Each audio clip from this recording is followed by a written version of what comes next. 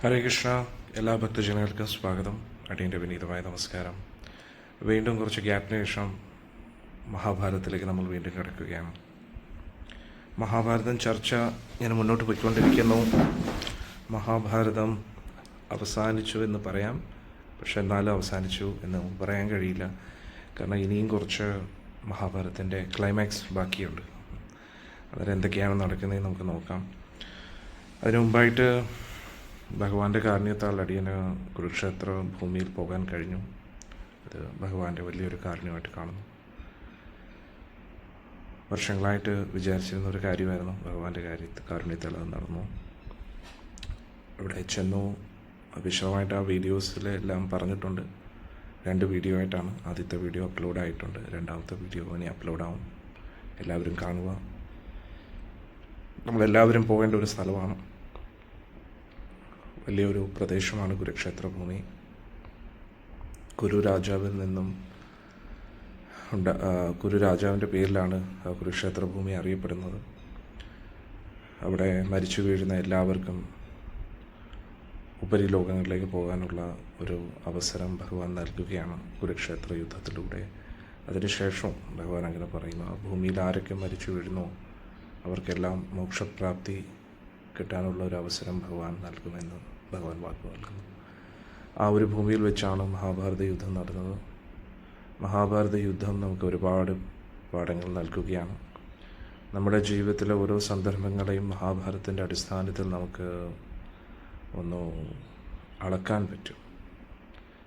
ഞാൻ ദുര്യോധനെ പോലെയാണോ, ഞാൻ ദുശാസനെ പോലെയാണോ, എൻ്റെ ഉള്ളിൽ അതോ ഭീഷ്മരെ പോലുള്ളൊരവസ്ഥയിലാണോ ഞാൻ ഇരിക്കുന്നത്? എല്ലാം അറിഞ്ഞിട്ടും ധർമ്മത്തിൽ നിന്നും വ്യതിചലിക്കുന്ന രീതിയിൽ അധർമ്മത്തിന് കൂട്ടുനിൽക്കുകയാണോ ഞാൻ, അതോ ഞാൻ പാണ്ഡവരെ പോലെയാണോ എന്നൊക്കെ ഒന്ന് ഉറപ്പ് വരുത്താൻ വേണ്ടി നമുക്ക് നല്ലൊരു അവസരമാണ് മഹാഭാരത ചരിതം. മഹാഭാരത യുദ്ധം പുറമേ നടന്നു കഴിഞ്ഞുവെങ്കിലും 5000 വർഷം മുമ്പേ നടന്നു കഴിഞ്ഞുവെങ്കിലും നമ്മുടെ ഉള്ളിലുള്ള മഹാഭാരത യുദ്ധം എപ്പോഴും നടന്നുകൊണ്ടിരിക്കുകയാണ്.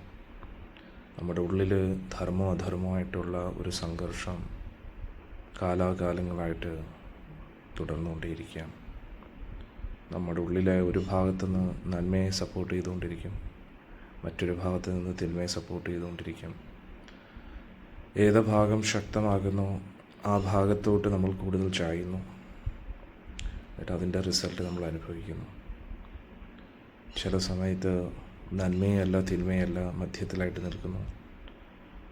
അന്നേരം ലൈഫെന്ന് പറഞ്ഞാൽ ഒരു എവർ ഗോയിങ് ബാറ്റിലാണ്.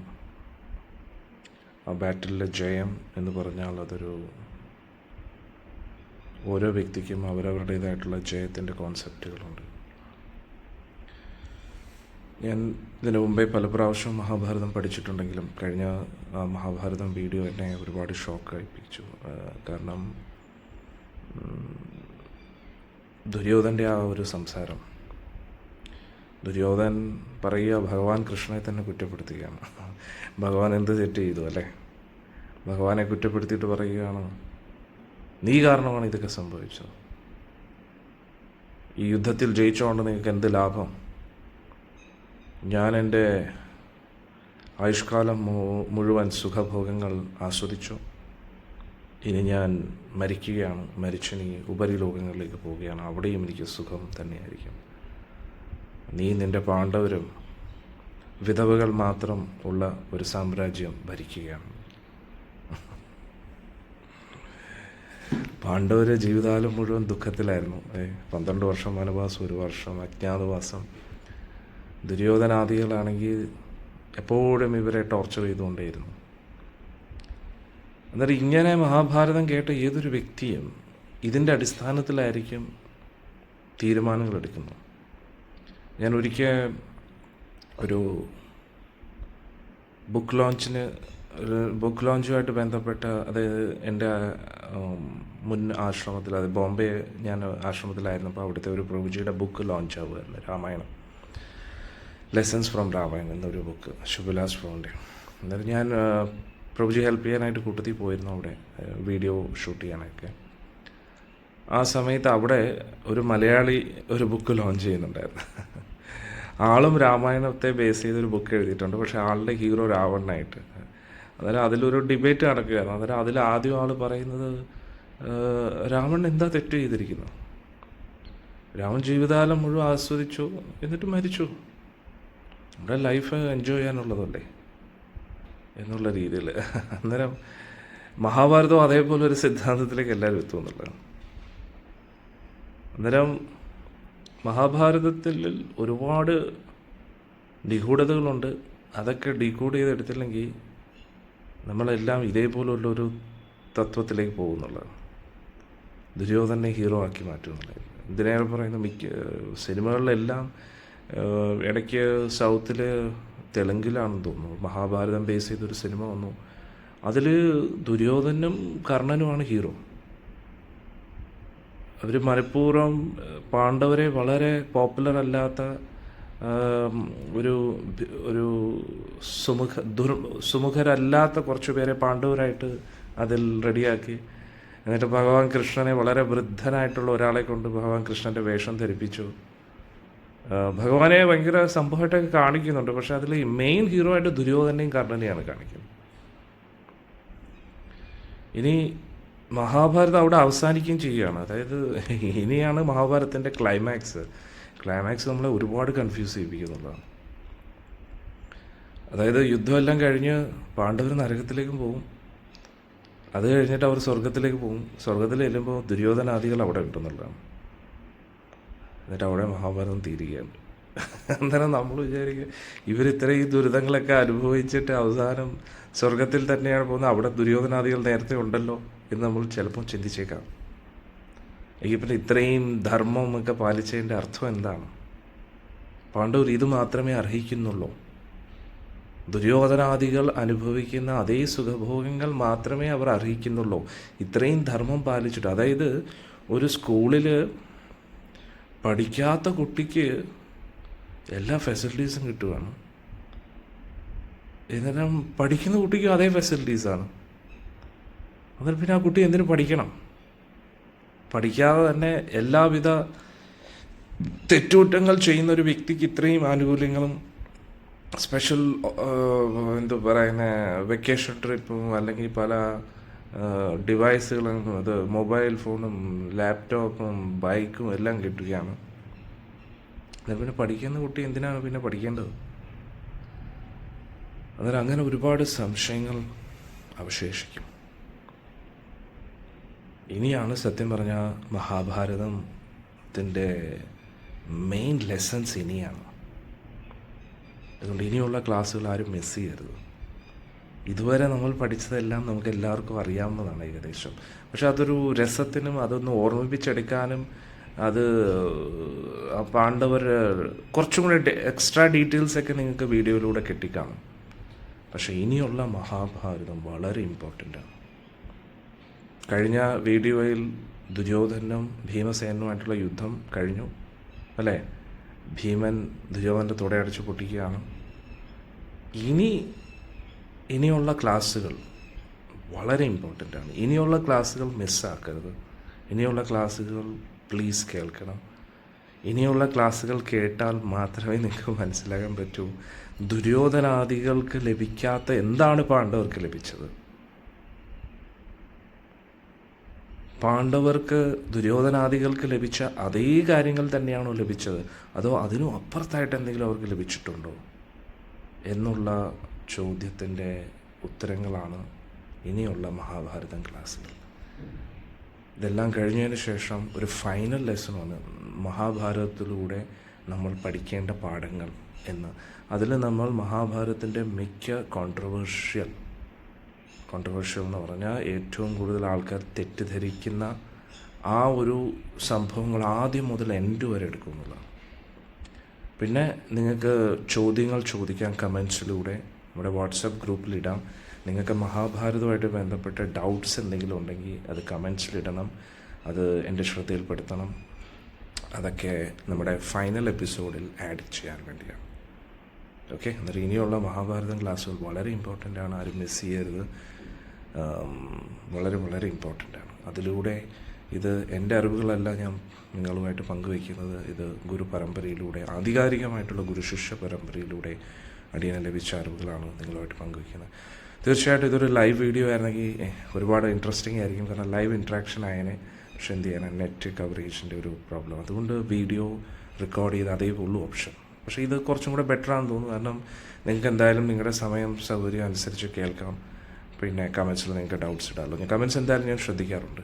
കമൻസിൽ നിങ്ങൾക്ക് പിന്നെ ചില ഭക്തർ ഇങ്ങനെ പറയാറുണ്ട്, ഈ നമ്പറിലെ മഹാഭാരതം ക്ലാസ് കിട്ടുന്നില്ല, 33rd കിട്ടുന്നില്ല, 29 കിട്ടുന്നില്ല. അതിന് നിങ്ങൾ ചെയ്യേണ്ടത് ഫേസ്ബുക്കിൽ ഭക്തി സുദർശൻ സ്വാമി എന്ന് പറഞ്ഞ് സെർച്ച് ചെയ്യുക. അതാണ് പേജിൻ്റെ പേര്. എന്നിട്ട് അവിടെ ക്ലിക്ക് ചെയ്തിട്ട് വീഡിയോസിൽ ക്ലിക്ക് ചെയ്യുമ്പോൾ ഒന്നിൻ്റെ താഴെ ഇങ്ങനെ വീഡിയോസ് വരും കേട്ടോ. അത് എല്ലാവരും ശ്രദ്ധിക്കുക. അല്ലെങ്കിൽ യൂട്യൂബിൽ സെർച്ച് ചെയ്യുക. യൂട്യൂബിലും ഒന്നിൻ്റെ താഴെ വീഡിയോസിൽ ആ ഓർഡർ അനുസരിച്ചുണ്ട്. പിന്നെ എല്ലാവരും പ്രാർത്ഥിക്കണം, അനുഗ്രഹിക്കണം. ഇതൊരു ബുക്കാക്കാൻ നമ്മൾ ശ്രമിക്കുന്നുണ്ട്. കാരണം മഹാഭാരതം ഒരു ഗ്രന്ഥമാകണം. അത് എല്ലാവർക്കും നിങ്ങളുടെ സൗകര്യാർത്ഥം അത് വായിച്ച് പഠിക്കാനും മനസ്സിലാക്കാനും ഒരവസരം ലഭിക്കണമല്ലോ, ഒരു കഥാരൂപത്തിൽ. അതിലൂടെ ആ തത്വങ്ങളെല്ലാം ഉൾക്കൊള്ളാനായിട്ട് അതിന് പ്രഭുപാദജിയും ഗുരു മഹാരാജും അനുഗ്രഹിക്കട്ടെ, രാധാറാണി അനുഗ്രഹിക്കട്ടെ എന്ന് നമുക്ക് പ്രാർത്ഥിക്കാം. ഓക്കെ, എന്നാൽ നമുക്ക് തുടങ്ങാം.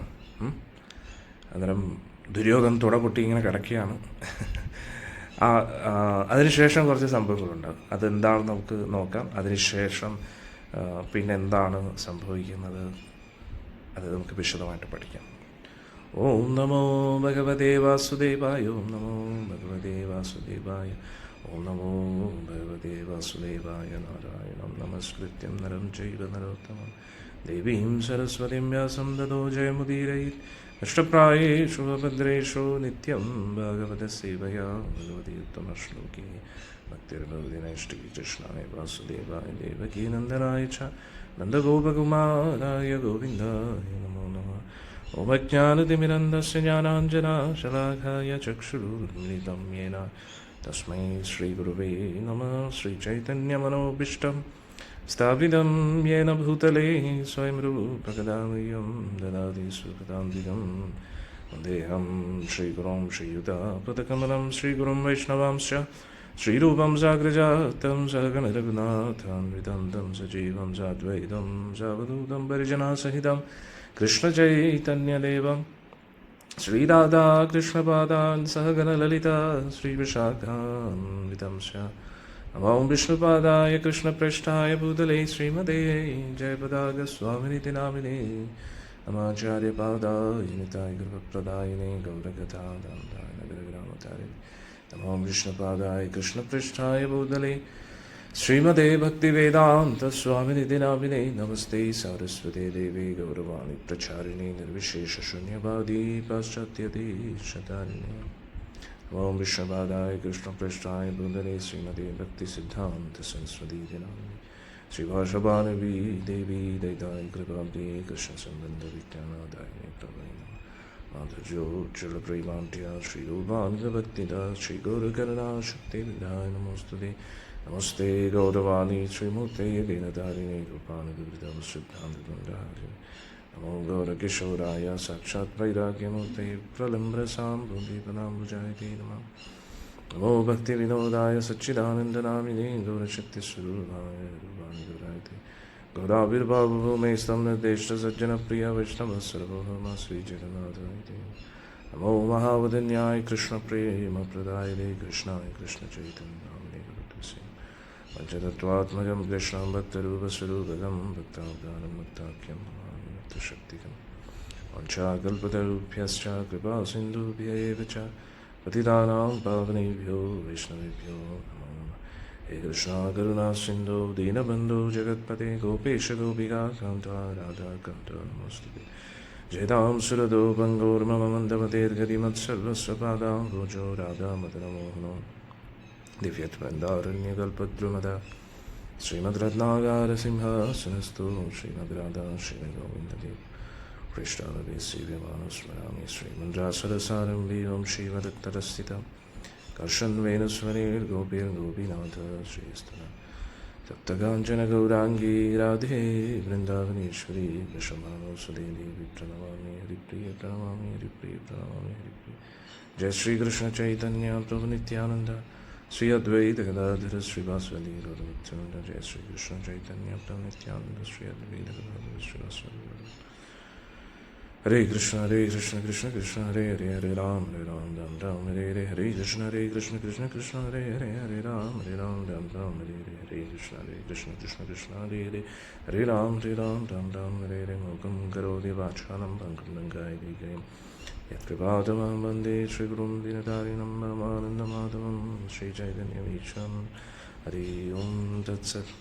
ഹരേ കൃഷ്ണ. അപ്പോൾ ചർച്ച തുടരാം.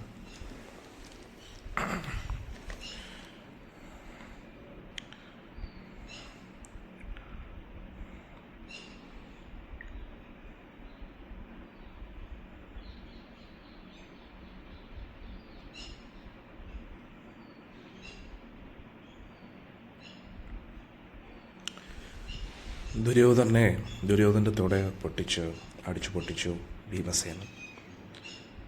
ഭീമസേനൻ വീണ് കിടക്കുകയാണ്. ദേഷ്യത്താൽ ഭീമസേനൻ ദുര്യോധൻ്റെ മുഖത്ത് ചവിട്ടുകയാണ്. അത് കണ്ടിട്ട് എല്ലാവർക്കും വിഷമമായി. ബലരാമസ്വാമിക്ക് ഒരുപാട് വിഷമമായി. ബലരാമസ്വാമി കുപിതനായി കലപ്പമുണ്ട് ഭീമനെ അടയ്ക്കാൻ ശ്രമിക്കുകയാണ്. ഭഗവാൻ വന്ന് പിടിക്കുകയാണ്. ഭഗവാൻ തടയുകയാണ്. ഒരു മിനിറ്റ്. ഹരേ കൃഷ്ണ. അങ്ങനെ ബലരാമസ്വാമിക്ക് നല്ല ദേഷ്യമാകുകയാണ്. ക്ഷമിക്കുന്ന ഇടയ്ക്കൊരു കോൾ വന്നതായിരുന്നു, കട്ടായത്. ബലരാമസ്വാമി ഭീമനെ കൊല്ലാൻ ശ്രമിക്കുകയാണ്. ഇനി ഇത്രയും എൻ്റെ മുമ്പിൽ വെച്ച് നീ ഒന്ന് അരയ്ക്ക് താഴെ അടിക്കാൻ പാടില്ല. അതുകൂടാതെ നീ ഇത്രയെല്ലാം കഴിഞ്ഞിട്ട് ഇപ്പോൾ മൗത്തും ചവിട്ടുന്നു. പിന്നെ ബലരാമസ്വാമിക്ക് ദുര്യോധനോടൊരു പ്രത്യേക അറ്റാച്ച്മെൻ്റ് ഉണ്ടായിരുന്നു. അതെല്ലാം കൂടെ ആയപ്പം അതിന് കാരണമുണ്ട്. കാരണം അത് ഞാൻ പിന്നെ പറയാം. അന്നേരം ബലരാമസ്വാമി, അതായത് മഹാഭാരതം കഴിഞ്ഞതിന് ശേഷം നമ്മൾ ഓരോ ക്യാരക്ടേഴ്സിനെയും കുറച്ചും കൂടെ വിശകലനം ചെയ്യാം കേട്ടോ. ഒരു ഡീപ്പായിട്ടൊരു സ്റ്റഡി നമുക്ക് നടത്താം. അതിൽ നമ്മൾ ഓരോ കഥാപാത്രത്തിൻ്റെയും അവരുടെ പ്രത്യേകത എന്താണ്, അവരുടെ പോസിറ്റീവ് സൈഡ് എന്താണ്, നെഗറ്റീവ് സൈഡ് എന്താണ്, ഇതിൻ്റെ രണ്ടിൻ്റെ ഇടയ്ക്കുള്ള സൈഡ് എന്താ, അല്ല അങ്ങനെയുള്ള ക്യാരക്ടേഴ്സ് ഉണ്ട്. ഇപ്പം പൊതുവെ ഒരു ട്രെൻഡാണല്ലോ white characters, black characters, grey characters എന്നൊക്കെ പറഞ്ഞ് അതൊക്കെ നമുക്ക് സ്റ്റഡി ചെയ്യാം. ഓക്കെ. അന്നേരം നമ്മുടെ ഉള്ളിലും ആ ഒരു വൈറ്റ്, ബ്ലാക്ക്, ഗ്രേ എന്നുള്ളൊരു എല്ലാവർക്കും ഒരു ഗ്രേ സൈഡുണ്ട്. അതുകൊണ്ട് പാണ്ഡവർ അത്ര എന്തോ പറയുന്നത് പുണ്യാത്മാക്കളല്ല എന്ന് അവകാശപ്പെടുന്ന കുറേ ആൾക്കാരുണ്ട്. അത് യഥാർത്ഥത്തിൽ അങ്ങനെയാണോ? നമുക്കൊന്ന് സ്റ്റഡി ചെയ്യാം. മഹാഭാരതത്തിൻ്റെ കൺക്ലൂഷന് ശേഷം ഓരോ ക്യാരക്ടേഴ്സിനെ കുറിച്ച് നമുക്ക് വിശദമായിട്ട് പഠിക്കാം. എന്തായാലും ബലരാമസ്വാമി ആ സമയത്ത് വളരെ ക്രുദ്ധനായി. അന്നേരം ഭഗവാൻ കൃഷ്ണൻ തടയുകയാണ്. ഭഗവാൻ കൃഷ്ണൻ തടഞ്ഞു. അതിനുശേഷം ബലരാമസ്വാമി വളരെ ഡിസപ്പോയിൻറ്റഡായി. എന്നിട്ട് ഒന്ന് ചിരിച്ചിട്ട് അവിടെ നിന്ന് പോകും. ആ ചിരി എന്ന് പറഞ്ഞാൽ പലതരം ചിരികളുണ്ടല്ലോ എല്ലാ വ്യക്തികൾക്കും, അല്ലേ? എന്നാലും അതൊരു പ്രത്യേകതരം ചിരിയായിരുന്നു. ഇത് ഒരു വളരെ ഒരു ഡിസപ്പോയിൻ്റ്, എല്ലാ പ്രതീക്ഷകളും തകർന്ന ഒരു അവസ്ഥയിലായിരുന്നു ബലരാമസ്വാമി. അവിടെ നിന്ന് പോവുകയാണ്. ഭഗവാൻ കൃഷ്ണൻ അന്നേരം ബലരാമസ്വാമി പോയപ്പോൾ ഭീമന് ദുര്യോധനെ കണ്ടപ്പോൾ കൂടുതൽ ദേഷ്യം വന്നു. വീണ്ടും പോയി ചവിട്ടും. അങ്ങനെ ഭഗവാൻ കൃഷ്ണൻ വീണ്ടും മതി കിട്ടേണ്ടതൊക്കെ കൊടുത്തു, നമ്മൾ കിട്ടേണ്ടതൊക്കെ കൊടുത്തു കഴിഞ്ഞു, ഇനി മതി എന്ന് പറഞ്ഞു. ആ സമയത്ത് ദുര്യോധനെക്കുറിച്ച് ഭഗവാൻ കുറ്റപ്പെടുത്തുകയും ചെയ്തു. അവൻ ചെയ്ത പാപത്തിനെല്ലാം അവന് റിസൾട്ട് കിട്ടിയിരിക്കുകയാണ്. ഇനി നീ എന്തിനാണ് ഇത്രയും മതി. ഒരാൾ വീണ് കഴിഞ്ഞാൽ പിന്നെ അതിനെക്കുറിച്ച് എന്നിട്ട് ദുര്യോധൻ്റെ കുറേ കുറ്റങ്ങളും ഭഗവാൻ പറയും. ദുര്യോധൻ ചെയ്ത കാര്യങ്ങളൊക്കെ പറയും. അപ്പോഴേക്കും ദുര്യോധന സഹിക്കാം. തുട പൊട്ടി കിടക്കുകയാണ്. ഏത് നിമിഷവും മരിക്കുന്ന അവസ്ഥയിലാണ്. ഞരമ്പുകൾ മാത്രമേ ഉള്ളൂ. അരയ്ക്ക് താഴെ കാൽമുട്ടിൻ്റെ മുകളിലായിട്ടൊന്നുമില്ല. എല്ലാം തകർന്ന് തരിപ്പണമായി. ആ രീതിയിലായിരുന്നു ഭീമൻ്റെ അടി. കാരണം ഭീമൻ്റെ ആ ഇരുമ്പിൻ്റെ ഗതയാണ്. ആ ഗത പൊക്കണമെങ്കിൽ 3 മല്ലന്മാർ വേണം. അതും ഭീമൻ്റെ ഏറ്റവും ഫുൾ പവറിലുള്ള ഇടിയാണ്. അത് സാധാരണ ഒരു വ്യക്തിക്ക് താങ്ങാൻ പറ്റത്തില്ല. അതുകൊണ്ട് ഇതിന് മുമ്പേ നേരത്തെ അങ്ങനെ ഒരു അടി അടിച്ചിരുന്നു. പക്ഷെ അവൻ്റെ അവന് ആ ഒരു അനുഗ്രഹം കിട്ടിയായിരുന്നല്ലോ അമ്മയിൽ നിന്ന്, ഗാന്ധാരി ദേവിയിൽ നിന്ന്. അത് കാരണം അവനത് സഹിക്കാൻ പറ്റിയെന്നുള്ളതാണ്. അതുകൊണ്ട് അത് എന്നിട്ടും അവൻ പുറമോട്ട് വീണു എന്നുള്ളതാണ്. എന്നിട്ട് എന്തുമായിരിക്കും അടി. ഭീമൻ വരെ ഷോക്കായിപ്പോയി, ദുര്യോധൻ വരെ ഷോക്കായിപ്പോയി. ദുര്യോധൻ വിചാരിച്ചു ഇത്രയും വലിയൊരു അടി എനിക്ക് എങ്ങനെ താങ്ങാൻ പറ്റി. ഭീമൻ വിചാരിച്ചു ഇപ്പം എങ്ങനെ ഇത്രയും വലിയൊരു അടി താങ്ങിയത്. ഈ ഒരു അടി വലിയൊരു പർവ്വതത്തിനോട് പർവ്വതം പൊടിഞ്ഞു പോയനെന്ന് പറയും. അത്രയ്ക്ക് ഫുൾ പവറിലായിരുന്നു അടിച്ചത്. എനിവേ, അപ്പോൾ ഇതെല്ലാം കഴിഞ്ഞ് അവനെ ഇങ്ങനെ കിടക്കുന്ന സമയത്ത് എന്താ പറയുക, ഈ ദുര്യോധന ദേഷ്യം വന്നു. ദുര്യോധൻ ചാടി ഇങ്ങനെ എഴുന്നേക്കുവാണ്. ഒരു പകുതി എഴുന്നേറ്റിട്ടെ, കാല് ശരിയല്ലെങ്കിൽ പിന്നെ എഴുന്നേക്കാൻ ബുദ്ധിമുട്ടായിരിക്കുമല്ലോ. അന്നേരം ഇങ്ങനെ ഒരുവിധം ഇങ്ങനെ നമ്മളിങ്ങനെ കിടക്കുന്ന ആളിങ്ങനെ കഴുത്തിങ്ങനെ മുകളിലോട്ടാവത്തില്ല, അങ്ങനെ ഇങ്ങനെ. അതായത് എന്നിട്ട് പറയുക, കൃഷ്ണ നീ കൂടുതലൊന്നും പറയണ്ട, നീയല്ലേ പാണ്ഡവരെ കൊണ്ട് ഇതൊക്കെ ചെയ്യിപ്പിച്ചത്, നീയല്ലേ ദ്രോണരെ കൊന്നത്, നീയല്ലേ ചതുവിലൂടെ ഭീഷ്മരെ ശരശയിലാക്കിയത്, നീ കൊടുത്ത ഉപായങ്ങളല്ലേ അവർ എല്ലാം പാലിച്ചത്, നിന്റെ ചതുവിലൂടെയാണ് ഇതൊക്കെ സംഭവിച്ചത് എന്നൊക്കെ പറഞ്ഞ് ഭഗവാനെ കുറേ കുറ്റം കൊടുത്തു.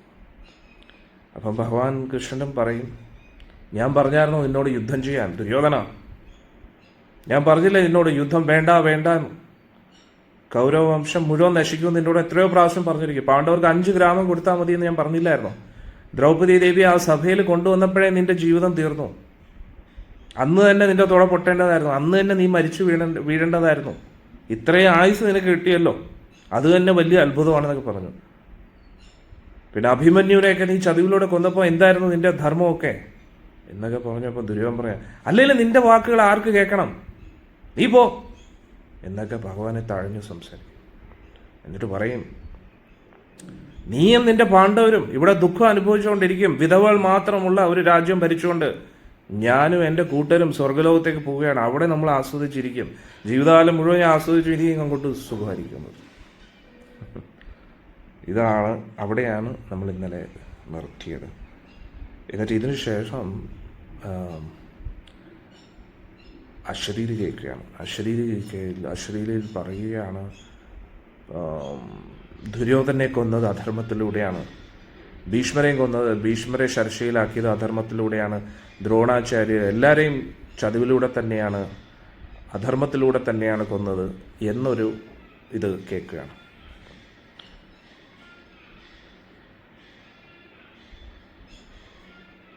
ആ സമയത്ത്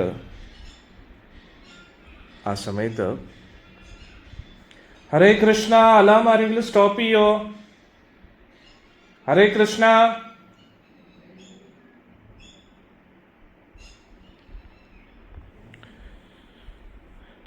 അപ്പോൾ അധർമ്മത്തിലൂടെ തന്നെയാണ് കൊന്നത് എന്ന് അശരീരി കേൾക്കുകയാണ്. ആ അശരീരി കേട്ടപ്പോൾ പാണ്ഡവരാകെ വിഷമിക്കുകയാണ്, അവരുടെ തല താഴുകയാണ്, അവർക്ക് വല്ലാത്തൊരു പശ്ചാത്താപം തോന്നുന്നു. പക്ഷെ അപ്പം ഭഗവാൻ അവരെ ആശ്വസിപ്പിക്കുകയാണ്. ഭഗവാൻ പറയുക, അത് അശരീരി കേട്ടത് സത്യമാണ്, നമ്മൾ ചതിവിലൂടെ തന്നെയാണ് ഇവരെല്ലാം കൊന്നിരിക്കുന്നത്, ഭീഷ്മരെ ശരശയിലാക്കിയതും ദുര്യോധനെ ഈ ഒരു അവസ്ഥയിലാക്കിയതും. പക്ഷെ വേറൊരു ഓപ്ഷൻ ഇല്ലായിരുന്നു, വേറൊരു വഴിയില്ലാത്തതുകൊണ്ടാണ് നമ്മളത് ചെയ്തത്. ധർമ്മത്തെ സ്ഥാപിക്കാൻ വേറൊരു വഴിയില്ല, അധർമ്മം തന്നെ ഉപയോഗിക്കേണ്ടതായിട്ടുണ്ട്. എന്നിട്ട് ഞാൻ ഇന്നലെയും മെലിഞ്ഞാതും ഇവിടെ കുട്ടികളുമായിട്ട് ഇങ്ങനെ ചർച്ച ചെയ്യായിരുന്നു മഹാഭാരതത്തെക്കുറിച്ച്. ഞാൻ അവരോടൊരു ചോദ്യം ചോദിച്ചു, അതായത് എന്തുകൊണ്ടായിരിക്കും ഈ അശരീരി ആരാ കൊണ്ടുവന്നത്? ഭഗവാൻ തന്നെയാണ്. അന്നേരം അവിടെ അശരീരി കൊണ്ടുവരേണ്ട ആവശ്യം എന്താണ്? അന്നേരം ഭഗവാൻ എല്ലാവർക്കും ഒരു മെസ്സേജ് കൊടുക്കുകയാണ്, ഇതൊരു സ്ഥിരം പരിപാടി ആക്കരുത്. ഇത് പ്രത്യേക സാഹചര്യത്തിൽ ഭഗവാൻ ചെയ്ത ഒരു കാര്യമാണ് അധർമ്മത്തെ നശിപ്പിക്കാനായിട്ട്. അത് എപ്പോഴും ഒരു സ്ഥിരം പരിപാടി ആക്കരുത് എന്ന ഒരു മെസ്സേജ് അതെല്ലാവർക്കും കൊടുക്കുകയാണ്. ഇത് അധർമ്മം തന്നെയാണെന്ന് ഭഗവാൻ ഇവിടെ സ്ഥാപിക്കുകയാണ്. കാരണം ഭഗവാൻ ന്യായീകരിക്കുമ്പോൾ, പാണ്ഡവരെ ന്യായീകരിക്കുമ്പോൾ അതെന്ത് പറ്റും, എല്ലാവരും ഒരു സ്ഥിരം പരിപാടിയാക്കും ചിലപ്പം, അധർമ്മം ചെയ്യുക എന്ന് പറഞ്ഞാൽ. എന്നിട്ട് അവർ പറയും ഇത് അധർമ്മത്തെ ഇതാക്കാൻ വേണ്ടിയല്ല എന്നൊക്കെ പറയും. പക്ഷേ അതിനുള്ള അധികാരം ഭഗവാൻ മാത്രമേ ഉള്ളൂ. ഇപ്പോൾ ഉദാഹരണത്തിന് പോലീസ് എൻകൗണ്ടർ കില്ലിങ് ചെയ്യും ചില സമയങ്ങളിൽ. അതായത് ഒരു കുറ്റവാളി നിയമത്തെ ഒരുപാട് ദുരുപയോഗം ചെയ്ത് നിയമത്തിൽ നിന്ന് രക്ഷപ്പെടുകയാണെങ്കിൽ ചില സമയത്ത് ഡയറക്റ്റ്ലി കൊല്ലും. പക്ഷെ അത് ശരിയായിട്ടുള്ളൊരു പരിപാടിയല്ല. നിയമമുള്ള സ്ഥിതിക്ക് നിയമത്തിലൂടെയാണ് നമ്മൾ കാര്യങ്ങളൊക്കെ ചെയ്യേണ്ടത്. പക്ഷെ ആ നിയമത്തിലൂടെ പോകാതെ നിയമത്തിൽ നിന്നും വ്യതിചലിച്ച് ഡയറക്റ്റ്ലി ഒരു കില്ലിങ് ചില നിർണായക സാഹചര്യത്തിൽ ഉപയോഗിക്കേണ്ടതായിട്ടുണ്ട്. പക്ഷെ അതെപ്പോഴും അത് ഉപയോഗിക്കാൻ പാടില്ല. അത് നമ്മൾ നമ്മുടെ കേസുകൾ ബോംബെയിലോ അങ്ങനെയൊക്കെ ഒരു വളരെ ഇന്ത്യ മുഴുവൻ ഫേമസ് ആയിട്ടുള്ള ചില സംഭവങ്ങളുണ്ട്. അതായത് ഈ അധോലോക ഗുണ്ടകളെയൊക്കെ ഒതുക്കാൻ വേണ്ടി ആദ്യമൊക്കെ പോലീസുകാരുടെ എൻകൗണ്ടർ കില്ലിങ് ഒരുപാട് എൻകറേജ് ചെയ്തിരുന്നു. പിന്നെ പോലീസുകാർ തന്നെ ഗുണ്ടകളായിട്ട് മാറിയ ചില സാഹചര്യങ്ങളുണ്ടായിരുന്നു. അവസാനം അത് വലിയൊരു കേസ് അന്വേഷണം വേണ്ടി വന്നു ഇൻ്റലിജൻസ് ബ്യൂറോയുടെ. അന്നേരം അതേപോലെ നമ്മൾ അധർമ്മം എപ്പോഴും ഒരു ഇതായിട്ട് ഉപയോഗിക്കരുത്. അത് ചില നിർണായക സാഹചര്യങ്ങളിൽ മാത്രം. അതവിടെ ഭഗവാൻ അവിടെ വ്യക്തമാക്കുകയാണ് ആ ശരീരയിലൂടെ. പിന്നെ അടുത്തൊരു സംഭവം, ദുര്യോധൻ ഭഗവാനെ കുറ്റപ്പെടുത്തുന്നു. അന്നേരം ദുര്യോധൻ ഇത്രയും കോൺഫിഡൻസ് ആയിട്ട് സ്വർഗലോക പ്രാപ്തിയെക്കുറിച്ച് പറയുന്നത് എന്തുകൊണ്ടാണ്? ഭഗവാൻ കൃഷ്ണൻ ആ കുരുക്ഷേത്ര ഭൂമിയിൽ ഇരിക്കുന്നത് കൊണ്ടാണ് ഇവർക്ക് ഇത്രയും ഭാഗ്യം ലഭിക്കുന്നത്. അതവർക്ക് മനസ്സിലാവുന്നില്ല. ഭഗവാന്റെ സാന്നിധ്യത്തിൽ അവരുടെ മരണം സംഭവിക്കുന്നതുകൊണ്ടാണ്. കാരണം ഇതിനെല്ലാം ഹേതുവായത് ഭഗവാൻ തന്നെയാണ്. ഭഗവാനാണ് ദുര്യോധൻ്റെ തുട പൊട്ടിക്കാനും പറയുന്നത്. അന്നേരം ഭഗവാനാണ് മെയിൻ കാരണമാണ്. അന്നേരം ഭഗവാൻ ഒരു കാരണമായതുകൊണ്ട് അതിൻ്റെ പുണ്യം കൂടെ മരിച്ചവർക്ക് കിട്ടുകയാണ്. അതവർക്ക് മനസ്സിലാവുന്നില്ല. ഭഗവാന്റെ മുമ്പിൽ വെച്ച് ഭഗവാൻ ഒരു കാരണമായിട്ട് മരിക്കുന്നതുകൊണ്ടാണ് ഇവർക്ക് ഇത്രയും പുണ്യം ലഭിക്കുന്നതെന്ന് അവർ ചിന്തിക്കുന്നില്ല. അവർ വിചാരിക്കുന്നത് അവരുടെ കർമ്മം കൊണ്ടാണ് കിട്ടുന്നതെന്ന്. അതൊരിക്കലുമല്ല. ഭഗവാൻ അവിടെ ഉണ്ടായതുകൊണ്ടായിരുന്നു. ഒരു ധർമ്മ യുദ്ധമാണ്. ഭൂഭാരം തീർക്കാൻ വേണ്ടി ഭഗവാൻ അവതരിച്ചത് കൊണ്ട് ഭഗവാന്റെ സാന്നിധ്യത്തിൽ ഈ സംഭവങ്ങൾ നടക്കുന്നതുകൊണ്ടാണ് ഇവർക്ക് ഇത്രയും സൗഭാഗ്യം ലഭിക്കുന്നതെന്ന് അവർ അത് തിരിച്ചറിയുന്നില്ല. ഇത് ക്ലിയർ ആയല്ലോ അല്ലേ? ഇത് വലിയൊരു കൺഫ്യൂഷനായിരുന്നു. അതുകൊണ്ടാണ് ഞാൻ അത് ഡിസ്കസ് ചെയ്യാൻ വിചാരിച്ചത്. പിന്നെ വേറെയും സംശയങ്ങൾ നിങ്ങൾക്കുണ്ടെങ്കിൽ തീർച്ചയായിട്ടും കമൻസിലിടണം. ഇത് നമ്മൾ ചർച്ച ചെയ്യേണ്ടതാണ്. കാരണം മഹാഭാരതം, രാമായണം ഇത് നമ്മൾ അറിഞ്ഞിരിക്കേണ്ടതാണ്. എങ്കിലേ നമുക്ക് നമ്മുടെ കുട്ടികൾക്ക് ഒരു ശരിയായിട്ടുള്ള ഒരു മാർഗം പറഞ്ഞു കൊടുക്കാൻ പറ്റൂ. ഇത് നമ്മൾ കൊടുത്തില്ല എങ്കിൽ കുട്ടികൾ ഹീറോസ് ആക്കുന്നത് സിനിമകളും സീരിയലുകളും എന്താ പറയുന്ന ഒരു സോഷ്യൽ മീഡിയ, അതിൽ കാണുന്ന ഓരോ വീഡിയോസ്, അല്ലെങ്കിൽ പിന്നെ OTT പ്ലാറ്റ്ഫോമിൽ വരുന്ന ഓരോ സിനിമകളും വെബ് സീരീസുകളും ഇതൊക്കെ കണ്ടിട്ട് അതിൽ നിന്ന് അവരുടേതായിട്ടുള്ളൊരു സിദ്ധാന്തം ഉണ്ടാക്കിയെടുക്കും. അതിന് പകരം, കാരണം ആധികാരികമായിട്ടുള്ള രീതിയിൽ സീരിയലുകളിലോ വെബ് സീരീസിലോ ആനിമേഷനിലോ മഹാഭാരതമോ ഇതൊന്നും വരുന്നില്ല. അതുകൊണ്ട് കുട്ടികൾക്ക് ഒരു വ്യക്തമായിട്ടുള്ള ഒരു മാതൃക എങ്ങും കാണാനില്ല. സിനിമകൾ, നടന്മാരുടെ ക്യാരക്ടേഴ്സ് അറിയാമല്ലോ, അവർ പൊതുവെ എങ്ങനെയായിരിക്കും അവരുടെ ജീവിത രീതി എന്നൊക്കെ. സിനിമയിലെയും സീരിയലിലും ഒക്കെ ചിലപ്പോൾ വളരെ നല്ല കഥാപാത്രങ്ങളായിട്ടൊക്കെ അഭിനയിക്കും. അവരുടെ യഥാർത്ഥ ജീവിതത്തിൽ അവരെങ്ങനെയാണെന്ന് ഒന്നും നമുക്ക് പ്രവചിക്കാൻ കഴിയില്ല. അതുകൊണ്ട് ഇന്നത്തെ ഒരു യങ് ജനറേഷൻ മാത്രമല്ല, മുതിർന്ന ജനറേഷനും എല്ലാവരും ഒരു ശരിയായിട്ടുള്ള ഒരു എന്താ പറയുന്നത്, ഒരു റോൾ മോഡൽ ഇല്ലാതെ ആകെ വിഷമിച്ചിരിക്കുകയാണ്. ഇതാണ് ജീവിതത്തിൻ്റെ രീതി എന്ന് പറഞ്ഞിട്ട് അവർ അവരുടേതായിട്ടുള്ള ഒരു സിദ്ധാന്തം ഉണ്ടാക്കിയിരിക്കുക. അവർക്ക് അവരുടേതായിട്ടുള്ള ഒരു ഫിലോസഫി ഈശ്വരനെക്കുറിച്ചും ഈശ്വരനുമായിട്ട് ബന്ധപ്പെട്ട ഈ സൃഷ്ടിയെക്കുറിച്ചും ജീവിതത്തിൻ്റെ ലക്ഷ്യത്തെക്കുറിച്ചും ഉണ്ടെന്നുള്ളതാണ്. അങ്ങനെ വഴിതെറ്റി പോയിക്കൊണ്ടിരിക്കുന്നു ഇന്നത്തെ ജനങ്ങൾ. അതുകൊണ്ട് അതിൻ്റെ ഇടയിൽ നമ്മളും അങ്ങനെ വഴിതെറ്റി പോകാതെ ലോകത്തെ മുഴുവൻ നമുക്ക് രക്ഷപ്പെടുത്താൻ കഴിഞ്ഞില്ലെങ്കിലും അറ്റ്ലീസ്റ്റ് നമുക്ക് നമ്മുടെ ജീവിതമെങ്കിലും ശരിയായിട്ടുള്ള വഴിയിലേക്ക് കൊണ്ടുപോകാം. അതിനോടൊപ്പം നമ്മൾ മനസ്സിലാക്കേണ്ട, ഞാൻ തുടക്കത്തിൽ പറഞ്ഞില്ലേ, നമ്മുടെ ഉള്ളിൽ ആ അധർമ്മമായിട്ടുള്ള ഒരു പോരാട്ടം അത് വളരെ ശക്തമാണ്. അത് നമ്മൾ അതിനെക്കുറിച്ച് ചിന്തിക്കുന്നില്ലെന്നേ ഉള്ളൂ. നമ്മൾ ആഴത്തിൽ ഇതിനെക്കുറിച്ച് ചിന്തിച്ചു കഴിഞ്ഞാൽ നമുക്ക് മനസ്സിലാക്കാൻ കഴിയും, നമ്മൾ ഒരുപാട് കൺഫ്യൂസ്ഡായിട്ടാണ് നമ്മുടെ ജീവിതം ഇപ്പോൾ പോയിക്കൊണ്ടിരിക്കുന്നത്. അത് നമ്മൾ ചിന്തിക്കേണ്ടതായിട്ടുള്ളൊരു കാര്യമാണ്. നമുക്ക് തോന്നുന്നു ഇതൊക്കെ ശരിയാണ്, അങ്ങനെയാണ്, ഇങ്ങനെയാണെന്നൊക്കെ നമ്മൾ നമ്മുടേതായിട്ടുള്ള രീതിയിൽ ചിന്തിക്കുന്നു. പക്ഷെ ഇത് യഥാർത്ഥത്തിൽ ശരിയാണോ എന്ന് നമ്മൾ ചിന്തിക്കേണ്ടതായിട്ടുണ്ട്. അത് നമ്മുടെ ചിന്തകളെ കുറിച്ച് നമ്മൾ ചിന്തിക്കുന്നത് വളരെ നന്നായിരിക്കും. എങ്കിൽ മാത്രമേ നമ്മുടെ സംസാരവും നമ്മുടെ പെരുമാറ്റത്തെക്കുറിച്ചും നമുക്ക് ചിന്തിക്കാൻ കഴിയും, അല്ലേ? ഹരേ കൃഷ്ണ. അങ്ങനെ ഭഗവാൻ പാണ്ഡവരെ ആശ്വസിപ്പിച്ചു. ഭഗവാന്റെ വാക്കുകൾ കേട്ടപ്പോൾ പാണ്ഡവർക്കൊരു സമാധാനമായി. അങ്ങനെ സൂര്യൻ അസ്തമിക്കാറായി. അപ്പം ഭഗവാൻ കൃഷ്ണൻ പാണ്ഡവരോട് അവരുടെ ശിബിരത്തിലേക്ക് പോകാൻ പറഞ്ഞു. അങ്ങനെ യുധിഷ്ഠിരനും മറ്റ് സഹോദരങ്ങളും ഭഗവാനോടൊപ്പം അവിടെ നിന്ന് പോവുകയാണ്. ദുര്യോധന അവിടെ തന്നെ കിടക്കുകയാണ്. 2 തുടകളും പൊട്ടി. ഇനി എന്തായാലും അധികം നിമിഷങ്ങൾ ദുര്യോധനൻ ജീവിക്കത്തില്ല. മരണം കാത്ത് അവിടെ കരഞ്ഞുകൊണ്ട് കിടക്കുകയാണ് ദുര്യോധനൻ. ഇനിയാണ് അടുത്ത അധ്യായത്തിലേക്ക് നമ്മൾ കിടക്കുന്നത്.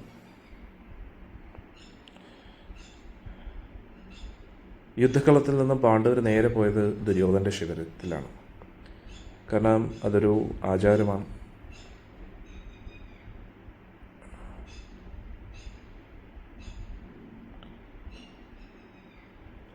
അതായത് യുദ്ധം ജയിച്ചു കഴിഞ്ഞാൽ ശത്രുവിൻ്റെ ശിബിരത്തിൽ പോവുക എന്നതൊരു ആചാരമാണ്. അവിടെ ചെന്ന് നോക്കിയപ്പോൾ അവിടെ ആരുമില്ലായിരുന്നു. കുറച്ച് സേവകർ മാത്രമായിരുന്നു. അവരവരുടെ രഥത്തിൽ കയറി ദുര്യോധൻ്റെ ആ ശിബിരത്തിലേക്ക് പോയി. എന്നിട്ട് രഥത്തിൽ നിന്ന് ഇറങ്ങി. അർജുൻ രഥത്തിൽ നിന്ന് ഇറങ്ങുന്ന സമയത്ത് ഭഗവാൻ കൃഷ്ണൻ പറഞ്ഞു, അർജുന, ഗാണ്ഡീവവും നിൻ്റെ 2 ആവനാഴി എടുക്ക് പാർത്ഥ, നീ ഇറങ്ങിയതിന് ശേഷം ഇറങ്ങാം. അർജുൻ വളരെ അത്ഭുതത്തോടു കൂടി ഭഗവാനെ നോക്കി. പക്ഷെ ഭഗവാൻ കൃഷ്ണൻ പറഞ്ഞതുപോലെ തന്നെ അത് ചെയ്തു. അർജുൻ ഇറങ്ങിയ ആ നിമിഷം ഗാണ്ഡീവ് എടുത്തു, 2 ആവനാഴി എടുത്തു. ഭഗവാൻ രഥത്തിൽ നിന്ന് ചാടുകയായിരുന്നു, ഇറങ്ങുകയില്ലായിരുന്നു. ആ നിമിഷം തന്നെ ഹനുമാൻ സ്വാമി രഥത്തിൽ നിന്നും അപ്രത്യക്ഷനായി. ഹനുമാൻ സ്വാമി അപ്രത്യക്ഷമായ ഉടൻ തന്നെ ആ രഥം തീപിടിച്ചു. നിമിഷങ്ങൾക്കകം ആ രഥം ചാമ്പലായെന്നുള്ളൂ. പാണ്ഡവർ വളരെ അത്ഭുതത്തോടു കൂടി നോക്കി നിൽക്കുകയായിരുന്നു. വെറും പൊടി ചാമ്പൽ മാത്രം. അർജുൻ ഭഗവാനോട് ചോദിച്ചു, എന്താണ് സംഭവിച്ചതെന്ന്. അങ്ങനെ ഭഗവാൻ പറയുന്നു, ഈ രഥത്തിൽ ഒരുപാട് ദിവ്യാസ്ത്രങ്ങളുടെ പ്രഹരണം ഏറ്റിരുന്നു. ഞാനതിലുണ്ടായതുകൊണ്ട് മാത്രമായിരുന്നു ഇത് ഈ ഒരു പരുവത്തിലാകാത്തത് എന്ന് ഭഗവാൻ പറയുകയാണ്. ഭഗവാൻ കൃഷ്ണൻ യുധിഷ്ഠിരൻ്റെ അടുത്ത് ഇരുന്നു. എന്നിട്ട് കെട്ടിപ്പിടിച്ചു. എന്നിട്ട് പറഞ്ഞു, യുധിഷ്ഠിര, ഭാഗ്യം കൊണ്ട് അങ്ങ് ജയിച്ചിരിക്കുകയാണ്. ഭാഗ്യം കൊണ്ട് നിങ്ങളും നിങ്ങളുടെ സഹോദരങ്ങളും എല്ലാവരും സുരക്ഷിതരായിട്ടിരിക്കുകയാണ്. ഇനി ഈ ഭൂമി ഭരിക്കാനുള്ള എല്ലാ കാര്യങ്ങളും നോക്കൂ. ഒരു കൈയെടുത്ത് അർജുൻ്റെ തോളത്ത് വെച്ചിട്ട് ഭഗവാൻ പറഞ്ഞു,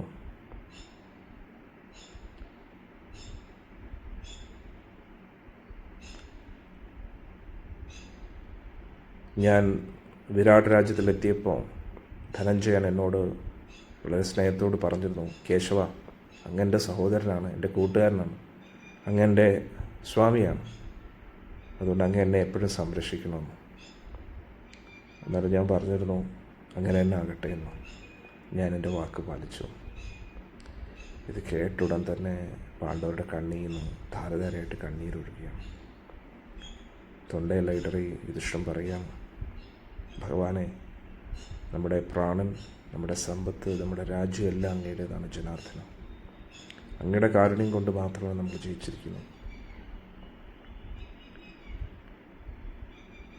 അങ്ങല്ലാതെ വേറെ ആർക്കാണ് ഭീഷ്മർ, ദ്രോണർ, കർണൻ്റെ ആയുധങ്ങളെ തടയാൻ കഴിയുക? അങ്ങയുടെ സംരക്ഷണം കൊണ്ട് മാത്രമാണ് അർജുന് ഈ യോദ്ധാക്കളെല്ലാം പരാജയപ്പെടുത്താൻ കഴിഞ്ഞത്. വ്യാസമഹർഷി എന്നോട് പറഞ്ഞിരുന്നു, എവിടെയൊക്കെ ധർമ്മമുണ്ടോ, എവിടെ അങ്ങുണ്ടോ അവിടെ ധർമ്മം ഉണ്ടാവും, വിജയം ഉണ്ടായിരിക്കും. ഇത് കേട്ടപ്പോൾ ഭഗവാൻ ചിരിച്ചു. ഭഗവാൻ ഒരു കൈ യുധിഷ്ഠിരൻ്റെ തോളത്തും അർജുൻ്റെ തോളത്തും വെച്ചിട്ട് ദുര്യോധൻ്റെ ശിബിരത്തിലേക്ക് പ്രവേശിക്കുകയാണ്. മറ്റു പാണ്ഡവരും കൂട്ടത്തിൽ പോവുകയാണ്. ആ ഒരു ശിബിരം ഒരു പരിതാപകരമായിട്ടുള്ള ഒരു സാഹചര്യത്തിലായിരുന്നു. ആരോരും ഇല്ലാതെ. ദുര്യോധൻ്റെ സ്വർണ്ണ സിംഹാസനം അവിടെ ഉണ്ടായിരുന്നു. അടുത്ത് മറ്റ് യോദ്ധാക്കൾക്ക് ഇരിക്കാനുള്ള ആസനങ്ങളും ഉണ്ടായിരുന്നു. കൗരവരിരുന്ന ആസനങ്ങളൊക്കെ ആരോരും ഇല്ലാത്ത ഒരു കൊട്ടാരം പോലെയായിരുന്നു കാണപ്പെട്ടിരുന്നത്. അങ്ങനെ അവർ കയറിയപ്പോഴത്തേക്ക് അവർക്ക് യുയുത്സുവിനെ കാണാൻ പറ്റി. ധൃതരാഷ്ട്രരുടെ ഒരേ ഒരു പുത്രൻ.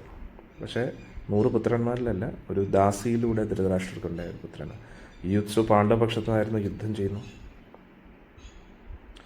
ഒരു യൂത്സ് ഇങ്ങനെ ചിന്തിക്കുകയായിരുന്നു, ദുഃഖിച്ച് ഇനി കൗരവ വംശത്തെ മുന്നോട്ട് കൊണ്ടുപോയത് യൂത്സുവാണ്, എന്ത് ചെയ്യണമെന്ന് പറഞ്ഞ് ഇങ്ങനെ വിഷമിച്ചിരിക്കുകയാണ്.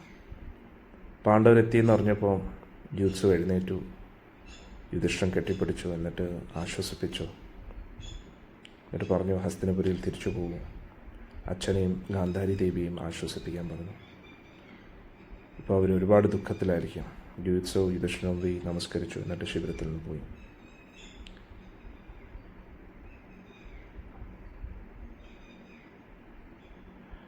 ആ ശിബിരത്തിൻ്റെ ഒരു ഭാഗത്തായിട്ട് ഹസ്തിനപുരിയിൽ നിന്നും ദുര്യോധൻ കൊണ്ടുവന്ന കുന്നുകൂടി കിടക്കുന്ന സ്വർണ്ണ നാണയങ്ങൾ, വെള്ളി നാണയങ്ങൾ, രത്നങ്ങൾ, പവിഴങ്ങൾ, ഒരുപാട് അമൂല്യമായിട്ടുള്ള രത്നങ്ങൾ അവിടെ ഉണ്ടായിരുന്നു. ഒരുപാട് പട്ടുവസ്ത്രങ്ങൾ, മൃഗത്തോലുകൾ, ഇതൊക്കെ.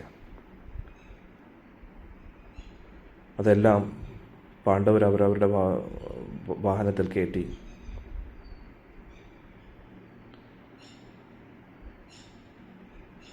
എന്നിട്ട് അവരെല്ലാവരും അവിടെ തന്നെ വിശ്രമിക്കുകയാണ്. അങ്ങനെ ഏകദേശം വൈകുന്നേരം കഴിഞ്ഞ് രാത്രിയാകാറായപ്പം ഭഗവാൻ കൃഷ്ണൻ യുധിഷ്ഠിരനോട് പറഞ്ഞു,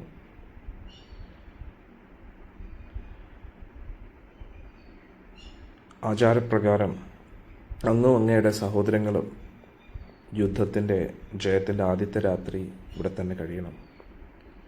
ബാക്കിയുള്ള സൈനികരെല്ലാവരും നമ്മുടെ ശിബിരത്തിലേക്ക് പോകാം. ഇത് അംഗീകരിച്ചുകൊണ്ട് യുധിഷ്ഠിരൻ ബാക്കിയുള്ള യോദ്ധാക്കളോട് പറഞ്ഞു, നിങ്ങളെല്ലാവരും തിരിച്ചു പോകും, എന്നിട്ട് വിശ്രമിക്കാൻ പറഞ്ഞു. എന്നിട്ട് യുധിഷ്ഠിരനും ബാക്കിയുള്ള സഹോദരങ്ങളും അവിടെ തന്നെ വിശ്രമിക്കുകയാണ്. ബാക്കിയുള്ള യോദ്ധാക്കളെല്ലാവരും പോയതിന് ശേഷം പാണ്ഡവർ ഭഗവാനുമായിട്ട് സംസാരിക്കുകയാണ്. അവരെല്ലാവരും അഭ്യർത്ഥിച്ചു, ഭഗവാൻ കൃഷ്ണൻ തന്നെ ഗാന്ധാരിയെടുത്ത് ആദ്യം സംസാരിക്കണം. കാരണം യുധിഷ്ഠിരന് നല്ല ഭയമുണ്ട് ഗാന്ധാരിയുടെ തപോബലത്തിൽ. യുധിഷ്ഠിരൻ പറഞ്ഞു, ഗാന്ധാരി ദേവി സ്വന്തം മകനെ ഭീമൻ എങ്ങനെയാണ് കൊന്നത് എന്ന് കേൾക്കുമ്പോൾ ആ എല്ലാ ക്രോധവും കൂടെ ഭീമൻ്റെ മുകളിൽ എറിയും. ത്രിലോകങ്ങളെ വരെ നശിപ്പിക്കാനുള്ള ശക്തി ഗാന്ധാരി ദേവിക്കുണ്ട്. എപ്പോഴും തപസ് ചെയ്തുകൊണ്ടിരിക്കുന്ന ആളാണ് ഗാന്ധാരി ദേവി. നമ്മളെല്ലാം ചാമ്പലാക്കുമെന്ന് നമുക്ക് ഭയമുണ്ട് എന്ന് യുധിഷ്ഠിരൻ പറയുകയാണ്. കേശവ, ആ ഗാന്ധാരിയെ ആശ്വസിപ്പിക്കാനും സമാധാനിപ്പിക്കാനും അങ്ങേക്കൊണ്ട് മാത്രമേ പറ്റൂ. അങ്ങാണ് എല്ലാം സൃഷ്ടിക്കുന്നത്, എല്ലാം സംഹരിക്കുന്നത്. അതുകൊണ്ട് ഗാന്ധാരിയുടെ ആ ഒരു ക്രോധത്തെ അങ്ങ് നോക്കണം. ഇതെല്ലാം കേട്ടിട്ട് ഭഗവാൻ ദാരുവിനോട് പറഞ്ഞു, എൻ്റെ രഥത്തെ തയ്യാറാക്കൂ ദാരുക. എന്നിട്ട് ഭഗവാൻ ഹസ്തിനപുരിയിലേക്ക് പോവുകയാണ്. സൂര്യോദയ സമയമായപ്പോഴത്തേക്ക് ഭഗവാൻ ധൃതരാഷ്ട്രയുടെ കൊട്ടാരത്തിലേക്ക് എത്തുകയാണ്. അവിടെ ചെന്നപ്പോൾ വ്യാസമഹർഷിയെ കാണുകയാണ്. ഉടൻ തന്നെ വ്യാസമഹർഷി സാഷ്ടാംഗം നമസ്കരിച്ചു. ക്ഷമിക്കണം, വ്യാസമഹർഷി നമസ്കരിച്ചു, പക്ഷേ ഭഗവാനാണ് സാഷ്ടാംഗം നമസ്കരിച്ചത്. കാരണം ഋഷിയായതുകൊണ്ട് ഭഗവാൻ ക്ഷത്രിയനായിട്ടാണല്ലോ. വ്യാസമഹർഷിയുടെ ഉള്ളിൽ ഇത് ഭഗവാനാണെന്നറിയാം, പക്ഷെ എന്നാലും ആചാരപ്രകാരം ഭഗവാൻ ഋഷിയെ നമസ്കരിച്ചു. എന്നിട്ട് വ്യാസമഹർഷിയൊത്ത് ധൃതരാഷ്ട്രയുടെ ആ ഭവനത്തിലേക്ക് പോവുകയാണ്. ധൃതരാഷ്ട്രർ ഗാന്ധാരി അടുത്തിരിക്കുകയാണ്. ഗാന്ധാരിയുമൊത്ത് അവിടെ സിംഹാസനത്തിലിരിക്കുകയാണ്.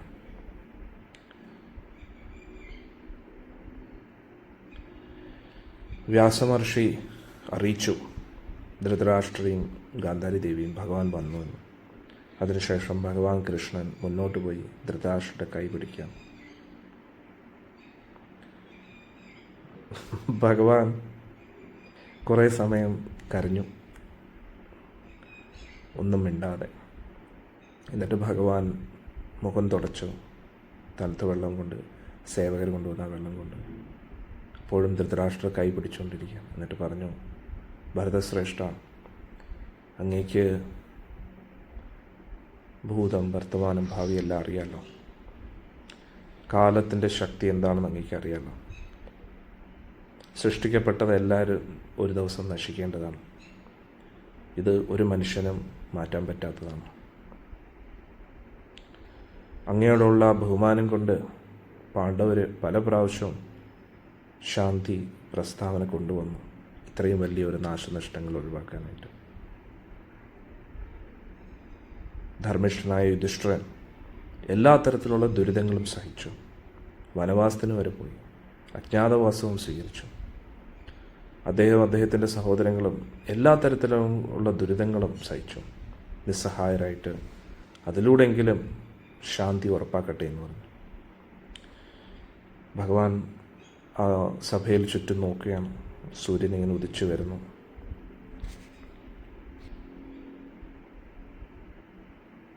പക്ഷികളൊക്കെ കരയുന്ന ശബ്ദം ചുറ്റും നിന്ന് കേൾക്കാൻ പറ്റുന്നു. അതേസമയത്ത് ഒരുപാട് സ്ത്രീകൾ കരയുന്ന ശബ്ദവും കേൾക്കുകയാണ്. അവരുടെ ഭർത്താക്കന്മാർ മരിച്ചതും മക്കൾ മരിച്ചതിൻ്റെയും ദുഃഖത്തിൽ. ധൃതരാഷ്ട്രരുടെ അടുത്ത് ഭഗവാൻ ഇരുന്നിട്ട് തുടരുകയാണ്. ഇതെല്ലാം ഓർത്തുകൊണ്ട് എങ്ങനെ ഇത് സംഭവിച്ചു എന്ന് ഓർക്കുമ്പോൾ പാണ്ഡവരോട് ഒരിക്കലും ഒരു ശത്രുതാ മനോഭാവം പുലർത്തരുത്. അങ്ങേക്ക് യുധിഷ്ഠിരന് അങ്ങയോടുള്ള ആ സ്നേഹത്തെക്കുറിച്ച് അങ്ങേക്ക് അറിയാം. യുധിഷ്ഠിരൻ ഇപ്പോൾ തന്നെ ദുഃഖത്തിലാണ്. അദ്ദേഹം സ്വയം വിചാരിക്കുന്നു അദ്ദേഹമാണ് ഈ മരണത്തിലെല്ലാം കാരണമെന്ന്. അതുകൊണ്ട് അദ്ദേഹത്തിനൊരു നാണക്കേട് തോന്നുകയാണ്. അതുകൊണ്ട് അങ്ങയുടെ മുമ്പിൽ വരാൻ ആഗ്രഹിക്കുന്നില്ല. പക്ഷേ ഒരുപാട് ദുഃഖമുണ്ടെന്ന്.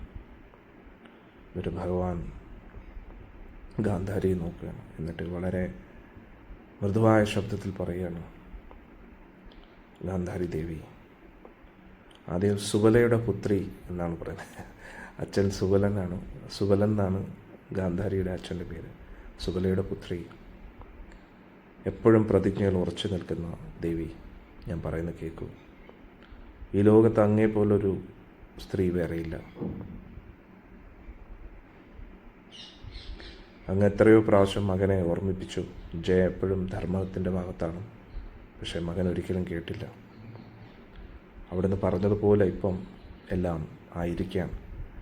ഇതെല്ലാം ഓർത്തുകൊണ്ട് ദേവി ഒരിക്കലും ദുഃഖിക്കരുത്, പാണ്ഡവരെ ശപിക്കരുത്, അവരുടെ നാശത്തിലേക്ക് അങ്ങ് തിരിയരുത്. ദേവിയുടെ ആ ക്രോധത്താൽ ഒന്ന് നോക്കിയാൽ കഴിഞ്ഞാൽ ഈ ലോകം മുഴുവൻ അവസാനിക്കും. അപ്പോഴേക്കും ഗാന്ധാരിയുടെ കണ്ണീർ ഇങ്ങനെ കണ്ണീരൊഴുകിക്കൊണ്ടിരിക്കുകയാണ്. ഗാന്ധാരി ഒന്നും വേണ്ടിയില്ല. സംസാരിക്കാനുള്ള വാക്കുകൾ ഗാന്ധാരി കിട്ടുന്നില്ല. എന്നിട്ട് ഗാന്ധാരി പറഞ്ഞു, കേശവ, അങ്ങ് പറഞ്ഞെല്ലാം ശരിയാണ്. എനിക്ക് ഒരുപാട് ദുഃഖമുണ്ടായിരുന്നു. പക്ഷെ അങ്ങയുടെ വാക്കുകൾ കേട്ടപ്പോൾ എനിക്കൊരു സമാധാനം തോന്നി. ജനാർദ്ദന, ഇദ്ദേഹത്തിന് ഇനി മക്കളില്ല. അങ്ങും പാണ്ഡുപുത്രന്മാരുമാണ് നമുക്കിനി ഒരേ ഒരു ആശ്രയം. എന്നിട്ട് ഒരു തുണിയും വെച്ച് മുഖം മറച്ചുകൊണ്ട് കരഞ്ഞുകൊണ്ടിരിക്കുകയാണ്. ഭഗവാൻ കൃഷ്ണൻ ഗാന്ധാരിയെയും ധൃതരാഷ്ട്രയെ ആശ്വസിപ്പിച്ചു. വേദങ്ങളിൽ നിന്നുള്ള പല ശ്ലോകങ്ങളും ഭഗവാൻ ഉരുവിട്ട് ആശ്വസിപ്പിച്ചു. കുറച്ച് സമയം ചിലവഴിച്ചിട്ട് ഭഗവാൻ പറഞ്ഞു, ഞാൻ നിങ്ങളെ കാണാൻ ഇനിയും വരും. ഞാൻ പാണ്ഡവരുടെ അടുത്തേക്ക് പോവുകയാണ് എന്ന് ഭഗവാൻ പറഞ്ഞു. ധൃതരാഷ്ട്രം ഗാന്ധാരിയും ഭഗവാന് നമസ്കരിച്ചു. എന്നിട്ട് അനുമതി നൽകി പോകാൻ. എന്നിട്ട് ഭഗവാൻ ദാരുവിനെ കണ്ടു. എന്നിട്ട് വീണ്ടും പാണ്ഡവ ശിബിരത്തിലേക്ക് പോകാൻ തീരുമാനിക്കുകയാണ്. അപ്പോഴേക്കും ഹസ്തനപുരിയിലുള്ള എല്ലാവരും ഒത്തുകൂടിയിരിക്കാൻ ഭഗവാനെ ഒന്ന് കാണാനായിട്ട്. ഭഗവാൻ അതിവേഗതയിൽ വടക്കേ കവാടത്തിൽ നിന്നും കുരുക്ഷേത്രത്തിലേക്ക് തിരിയുകയാണ്. ഇതിൻ്റെ ഇടയിൽ വേറെ സംഭവങ്ങൾ കുരുക്ഷേത്രത്തിൽ നടക്കുകയാണ്. പാണ്ഡവർ ദുര്യോധനെ വിട്ടു പോയതിന് ശേഷം കൗരവപക്ഷത്തു നിന്നുള്ള 3 പേരും ദുര്യോധനെ കാണാൻ വരികയാണ്. ആരൊക്കെയാണെന്നറിയാലോ? അശ്വത്ഥാമ, കൃതവർമ്മ, കൃപാചാര്യൻ. അവർ മുന്നോട്ട് വന്നു. രക്തത്തിൽ കുളിച്ചേൽക്കുന്നു, ദീർഘശ്വാസം എടുത്തുകൊണ്ടിരിക്കുന്നു, ഒരുപാട് വേദനയിൽ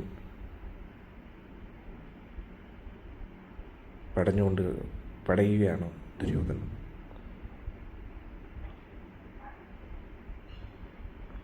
എന്നിട്ട് ചുറ്റുമാണെങ്കിൽ ഒരുപാട് ഹിംസമൃഗങ്ങൾ ദുര്യോധനെ കടിച്ചു കീറാനായിട്ട് നിൽക്കുകയാണ്. മുഖത്ത് കണ്ണൊക്കെ ചുമന്ന് ദേഷ്യത്താൽ വിറച്ചുകൊണ്ടിരിക്കുകയാണ്. ഈ അവസ്ഥയിൽ കണ്ടുകൊണ്ട് ഈ 3 പേരും രഥത്തിൽ നിന്ന് പുറത്തിറങ്ങാൻ ഓടി ദുര്യോധൻ്റെ അടുത്ത് എത്തുകയാണ്. ചുറ്റും കൂടി അവർ കരയുകയാണ്.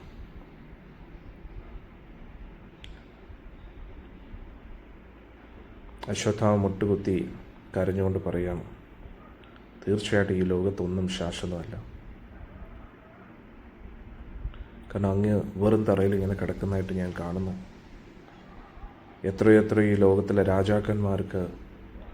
രാജാക്കന്മാരെ ആജ്ഞാപിച്ച് അങ്ങ് ഇപ്പം വെറും തറയിൽ കിടക്കുകയാണ്. ഈ ഒരു അവസ്ഥയിലേക്ക് കിടക്കുകയാണ്. ദുശാസൻ എവിടെ? ശകുനി എവിടെ? കർണൻ എവിടെ? എന്താ സംഭവിച്ചത്? യമപാശത്തിൻ്റെ മുമ്പിൽ ആർക്കും രക്ഷപ്പെടാൻ കഴിയില്ല.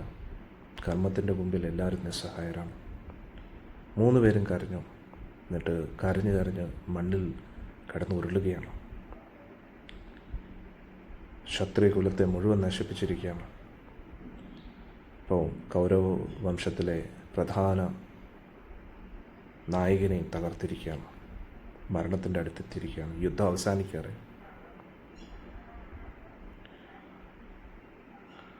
അങ്ങനെ എല്ലാവരും ദുഃഖത്തിലാണ്ട് പോവുകയാണ്. ഇനി ഇവർ മാത്രമേ ഉള്ളൂ, 3 പേര് മാത്രമേ ഉള്ളൂ കൗരവ സൈന്യത്തിൽ നിന്നും. അവരുടെ എല്ലാ ബന്ധുക്കളും സുഹൃത്തുക്കളും എല്ലാം മരിച്ചു വീണിരിക്കുകയാണ്. ഇവരെങ്ങനെ ജീവിക്കാൻ പറ്റും? ഇനി മരിച്ചുപോയ യോദ്ധാക്കളുടെ ഭാര്യമാരോട് എന്ത് പറയാനാണ്? അശ്വത്ഥാമ പറഞ്ഞു, കാലചക്രം ഭയാനകം തന്നെ. നമ്മൾ ഇത്രയും സമൃദ്ധിയിൽ ജീവിച്ചിരുന്ന ഈ രാജാവിൻ്റെ ഇപ്പോഴത്തെ അവസ്ഥ കണ്ടു. അങ്ങയുടെ സൈന്യം എവിടെ? അങ്ങയുടെ വെഞ്ചാമരം എവിടെ?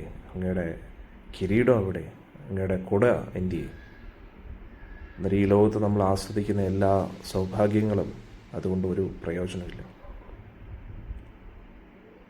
ഇപ്പോഴും വേദന കൊണ്ട് പെടയുന്ന ദുര്യോധൻ ഒരു ഭാഗത്തേക്ക് തിരിയുകയാണ്. എങ്ങനെയൊക്കെയോ തല പൊക്കിയിട്ട് പറഞ്ഞു, എല്ലാ ജീവജാലങ്ങളും ഒരു ദിവസം മരിക്കേണ്ടതാണ്. അത് വിധിയുടെ നിയമമാണ്. മരണം എനിക്കായിട്ട് വരാൻ പോവുകയാണ്, നിങ്ങൾക്കും വരും. എൻ്റെ ഒരു വലിയ ഭാഗ്യമാണ് ഞാൻ യുദ്ധത്തിൽ തന്നെ മരിച്ചു വീണത്. ഞാൻ ഒരിക്കലും പിന്തിരിയാതെ ഞാൻ യുദ്ധം ചെയ്തു. ഭീമൻ്റെ ഗദ പ്രഹരം ഏറ്റിട്ടാണ് ഞാൻ ഇവിടെ വീണിരിക്കുന്നത്. എന്തായാലും എന്നെയും കൊന്നത് ചതിവിലൂടെയാണ്. ഭാഗ്യം കൊണ്ടാണ് നിങ്ങൾ 3 രക്ഷപ്പെട്ടത്. എന്നെക്കുറിച്ച് ഓർത്ത് നിങ്ങൾ ദുഃഖിക്കരുത്.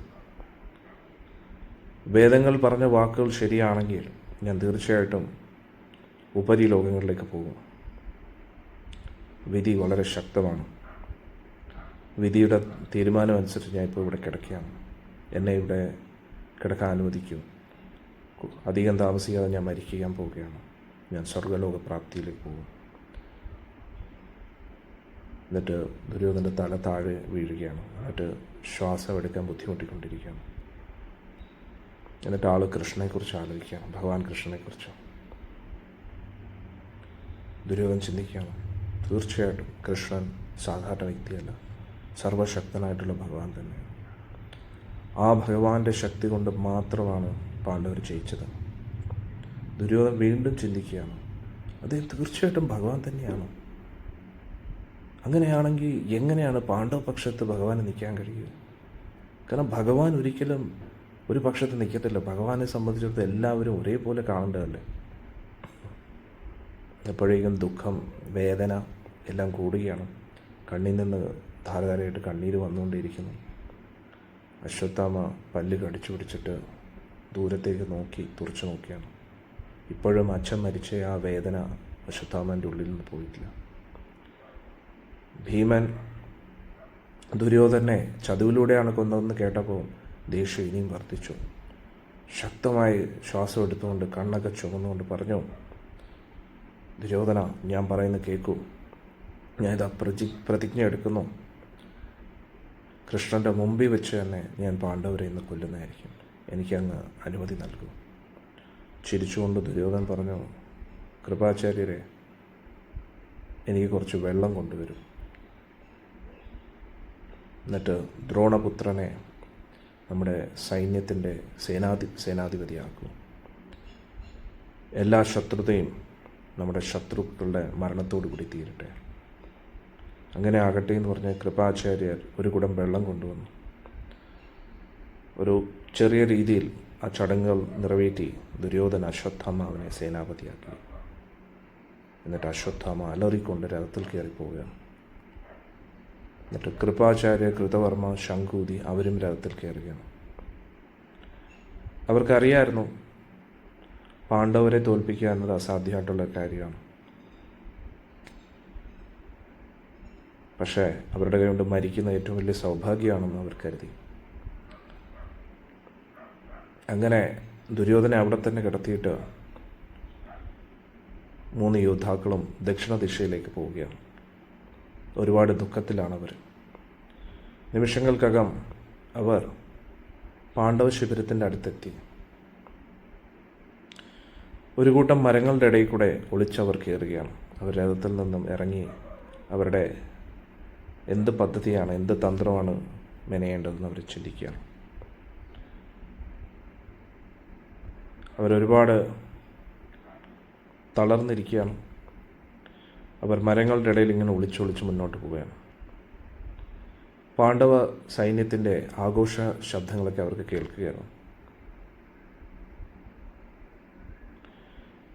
എന്നിട്ട് സൂര്യോദയത്തിന് ശേഷം അവരെ വെല്ലുവിളിക്കാമെന്ന് പറഞ്ഞിട്ട് അവർ സന്ധ്യാവന്ദനം എല്ലാം ചെയ്ത് ഇവിടെ ഉറങ്ങുകയാണ്. കൃപാചാര്യരും കൃതവർമ്മയും ഉറങ്ങുമായിരുന്നു. പക്ഷേ അശ്വത്ഥാമാവിന് ഉറക്കം വരുന്നില്ല. അത്രയ്ക്ക് ദേഷ്യത്തിലാണ്. ചന്ദ്രൻ ഉദിച്ച് നിൽക്കുന്ന നിലാവ് ഇങ്ങനെ വ്യാപിച്ചിരിക്കുകയാണ്.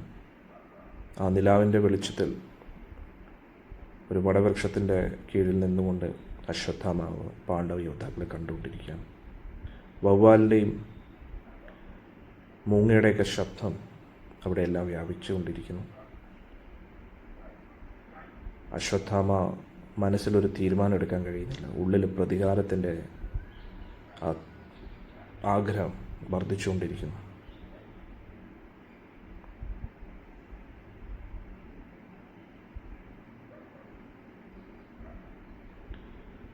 അങ്ങനെ അതിൻ്റെ ഇടയിൽ അശ്വത്ഥാമ ഒരു കാര്യം കാണുകയാണ്. അശ്വത്ഥാമ കുറേ കാക്കകൾ മരത്തിൻ്റെ മുകളിൽ ഉറങ്ങുന്നതായിട്ട് കണ്ടു.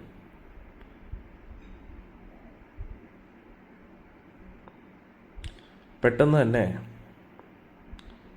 ഒരു മൂങ്ങ ആകാശത്തിൽ നിന്ന് പറന്നു വന്ന് അവിടെ എത്തുന്നതായിട്ട് കണ്ടു. എന്നിട്ട് ഒട്ടും ശബ്ദം ഉണ്ടാക്കാതെ കാക്കകളെ കൊല്ലുന്നതായിട്ട് കണ്ടു. നിമിഷങ്ങൾക്കകം ആ മൂങ്ങ ഒരുപാട് പക്ഷികളെ കൊന്നു. അതെല്ലാം മരത്തിൽ നിന്നും ഭൂമിയിലേക്ക് വീണുകൊണ്ടിരിക്കുകയാണ്. ഭയത്താൽ പെട്ടെന്ന് ബാക്കിയുള്ള കാക്കകൾ ഉണർന്നു. അവരെല്ലാവരും ഓടുകയാണ്. അശ്വത്ഥാമ ഇതിനെക്കുറിച്ച് ചിന്തിക്കാൻ തുടങ്ങുകയാണ്. എന്നിട്ട് പറഞ്ഞു, ഇത് തന്നെയാണ് വിധി എനിക്കായിട്ടൊരു സന്ദേശം നൽകിയിരിക്കുകയാണ്. ഇത്രയും വലിയ യോദ്ധാക്കളുമായിട്ട് നേരിടാൻ ഇത് തന്നെയാണ് ഏറ്റവും നല്ല അവസരം. അവർ ഉറങ്ങിക്കിടക്കുമ്പോൾ തന്നെ അവരെ കൊല്ലുക.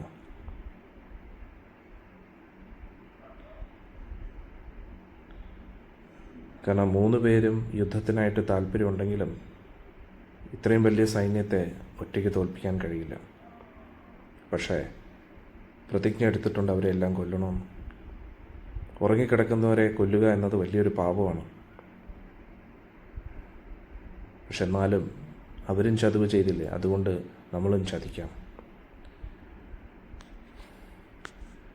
ഇനി ജയിക്കാൻ വേറൊരു ഉപായമില്ല. അവരെ ചതിവിലൂടെ തന്നെ കൊല്ലുക. അവരുടെ ആയുധം കയ്യിലില്ല. എന്നിട്ട് ശത്രുക്കളിൽ വിജയം കിട്ടി എന്ന് വിചാരിച്ചിരിക്കുക.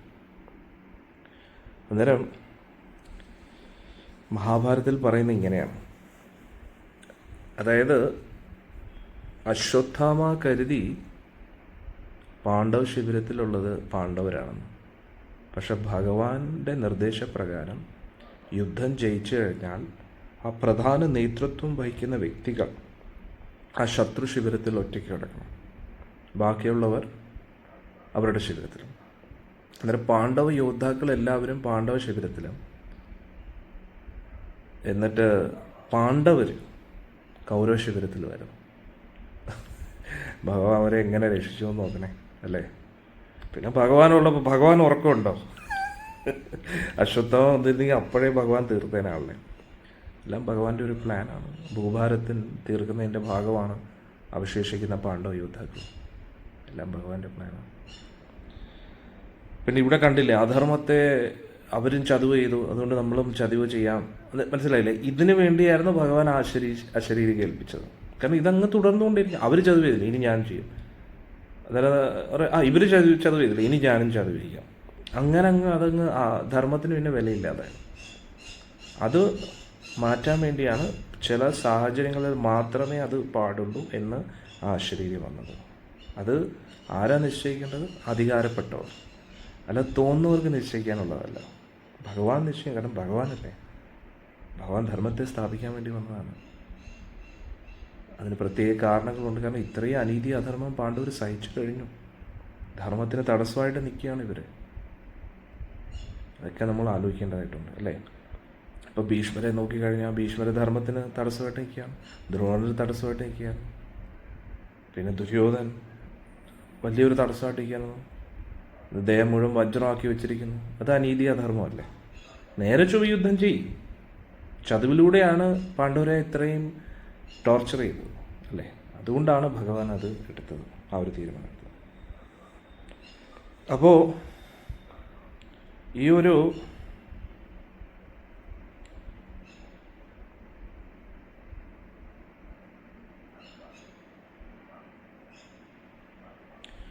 അശ്വത്ഥാമ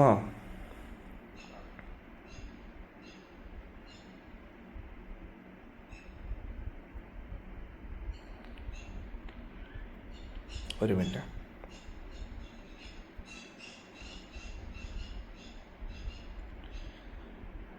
അന്നേരം അശ്വത്ഥാമ തീരുമാനിച്ചു ഉറക്കത്തിൽ തന്നെ ഇവരെല്ലാവരും കൊല്ലാം.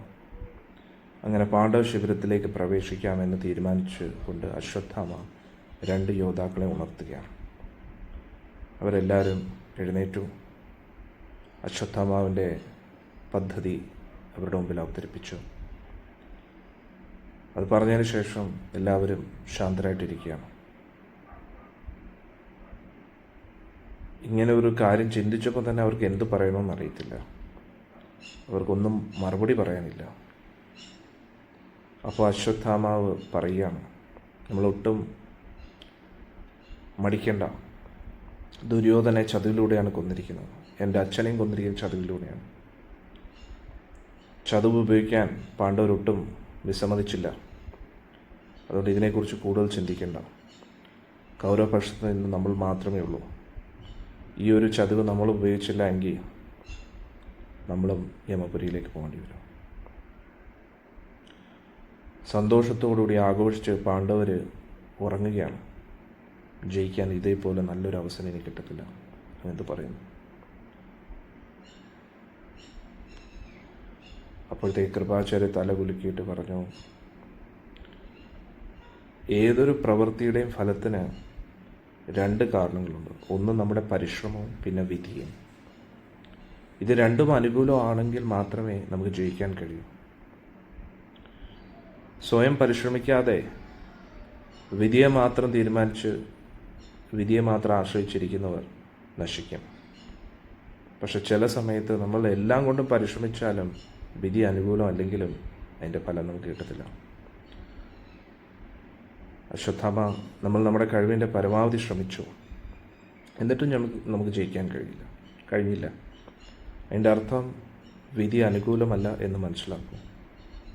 ദുര്യോധന എപ്പോഴും ചതിവ് മാത്രമേ ചെയ്തിട്ടുള്ളൂ. ധർമ്മത്തെ ഒരിക്കലും പാലിച്ചില്ല. മുതിർന്നവർ പറഞ്ഞത് കേട്ടിട്ടില്ല. അതുകൊണ്ടാണ് ദുര്യോധന അർഹിക്കുന്നതാണ് ദുര്യോധന ഇപ്പം കിട്ടിയിരിക്കുന്നത്. അതുകൊണ്ടാണ് ദുര്യോധനെ കൂട്ടുന്നതുകൊണ്ടാണ് നമുക്ക് ഇത്രയും ദുഃഖം അനുഭവിക്കേണ്ടി വരുന്നത്. എൻ്റെ ഒരു അഭിപ്രായത്തിൽ നമ്മൾ കീഴടങ്ങുക എന്നതാണ്. എന്നിട്ട് മറ്റുള്ളവരുടെ നിർദ്ദേശങ്ങളനുസരിച്ച് നമ്മൾ പ്രവർത്തിക്കുക എന്നതാണ്. നമ്മൾ ഹസ്തിനപുരിയിൽ പോകാം, ധൃതരാഷ്ട്രവും വിതുരരുമായിട്ട് സംസാരിക്കാം. അവരെന്തായാലും ഉചിതമായിട്ടുള്ള തീരുമാനങ്ങൾ പറയും. അശ്വത്ഥാമ ദേഷ്യം കൊണ്ട് തോടയൊന്ന് അടിച്ചു. എന്നിട്ട് മരിച്ചു വീണിരിക്കുന്ന കാക്കകളെയൊക്കെ കണ്ടു. ദേഷ്യവും വിഷമവും കൊണ്ട് കൃപാചാര്യരുടെ ആ നിർദ്ദേശങ്ങളെ സ്വീകരിക്കാൻ അശ്വത്ഥാമാവിന് കഴിഞ്ഞില്ല. അശ്വത്ഥാമ അരയിലിരിക്കുന്ന ആ വാളിലേക്ക് പിടിക്കുകയാണ്. നിർവികാരനായിട്ട് അശ്വത്ഥാമ പറയുകയാണ്, ഓരോ വ്യക്തികളുടെ അഭിപ്രായങ്ങൾ വ്യത്യസ്തമായിരിക്കും.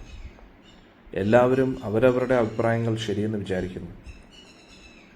എന്നിട്ട് മറ്റുള്ളവരുടെ അഭിപ്രായങ്ങൾ തെറ്റാണെന്ന് വാദിക്കുന്നു. പക്ഷെ എന്നാലും ഓരോ വ്യക്തികളുടെ അഭിപ്രായങ്ങൾ സാഹചര്യം അനുസരിച്ച് മാറാറുമുണ്ട്. അതുകൊണ്ട് ഏതാണ് ശരി എന്ന് ആർക്കും നിർവചിക്കാൻ കഴിയില്ല. അതുകൊണ്ട് എൻ്റെ ഒരു അഭിപ്രായത്തിൽ ഓരോരോ വ്യക്തികളും അവരവരുടേതായിട്ടുള്ള ബുദ്ധി ഉപയോഗിച്ച് ധർമ്മം എന്താണെന്ന സാഹചര്യം അനുസരിച്ച് തീരുമാനമെടുക്കണം. എന്നിട്ട് ഉറച്ച തീരുമാനത്തോടുകൂടി അത് പ്രവർത്തിക്കണം. അതുകൊണ്ട് എൻ്റെ ഒരു അഭിപ്രായത്തിൽ ക്ഷത്രിയ ധർമ്മം അനുസരിച്ച് നമ്മൾ ഇതാണ് ഇപ്പം ചെയ്യേണ്ടത്. നമുക്ക് ശത്രുക്കളോട് ഒരു കാരുണ്യം കാണിക്കരുത്. അവരെ ഏതെങ്കിലും വിധേന തകർക്കണം. അശ്വത്ഥാമ പറഞ്ഞു, ഞാൻ എന്തായാലും തീരുമാനിച്ചിരിക്കുകയാണ്, നിങ്ങളുണ്ടെങ്കിലും ഇല്ലെങ്കിലും. എന്നിട്ട് പറഞ്ഞു, ഞാൻ പാഞ്ചാല ദേശത്തെ യോദ്ധാക്കളെയും പാണ്ഡവരെയും ഒരു ദയം കാണിക്കാതെ എല്ലാവരെയും കൊല്ലാൻ പോവുകയാണ്. അതിലൂടെ ഞാൻ എൻ്റെ പിതൃക്കളോട് ഉള്ള കടപ്പാട് നിറവേറ്റാൻ പോവുകയാണ്.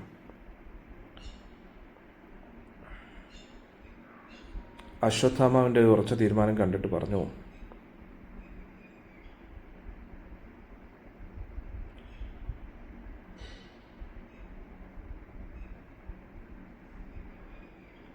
കൃപാചാര്യർ പറഞ്ഞു, അശ്വത്ഥാമ, നിന്റെ തീരുമാനം ഉറച്ചതാണെന്ന് നമുക്ക് മനസ്സിലാക്കാൻ കഴിയുന്നു.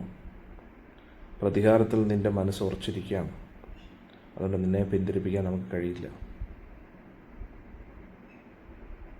അതുകൊണ്ട് നമ്മളെ അനുവദിക്കണം ഇവിടെ ഇരിക്കാനായിട്ട്. സൂര്യോദയത്തിന് ശേഷം പാണ്ഡവരുമായിട്ട് നേരിടാനാണ് നമ്മൾ ആഗ്രഹിക്കുന്നത്.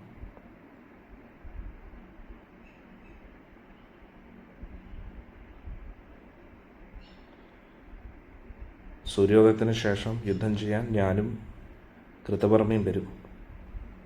ഇപ്പോൾ കവചമൊക്കെ മാറ്റി വിശ്രമിക്കും. ആ വിശ്രമത്തിലൂടെ നിനക്ക് കിട്ടിയ ആ ശക്തിയിലൂടെ നീ വീണ്ടും യുദ്ധം ചെയ്യാം. ഇങ്ങനെയുള്ള ചതിവുകളൊന്നും നീ ചെയ്യരുത് എന്ന് കൃപാചാര്യർ പറയുകയാണ്. അശ്വത്ഥാമ കൃപാചാര്യരുടെ നിർദ്ദേശങ്ങളെ തള്ളിക്കളയുകയാണ്.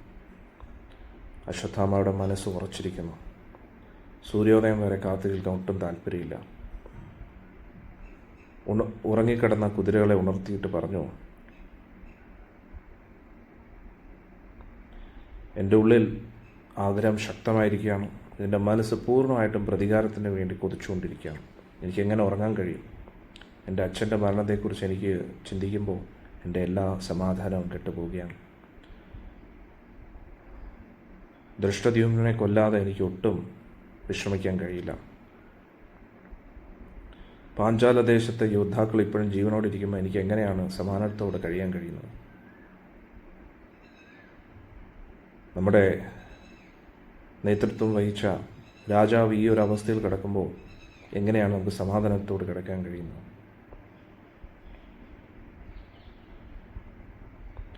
സാക്ഷാൽ ഭഗവാൻ കൃഷ്ണൻ പാണ്ഡവരെ സംരക്ഷിക്കുന്നുണ്ട്. നമ്മൾക്ക് അവരെ കൊല്ലാൻ കഴിയുന്നില്ല.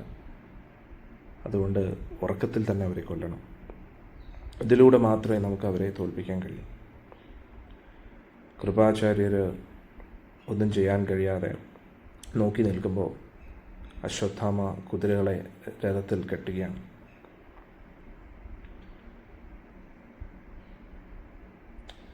കൃപാചാര്യർ അശ്വത്ഥാമാവിനെ പല രീതിയിലും തടയാൻ ശ്രമിച്ചു. പക്ഷെ പറ്റിയില്ല. എന്നിട്ട് കൃപാചാര്യർ പറഞ്ഞു, അശ്വത്ഥാമ, നീ നല്ലപോലെ കൃപാചാര്യരുടെ പെങ്ങളുടെ മകനാണ്,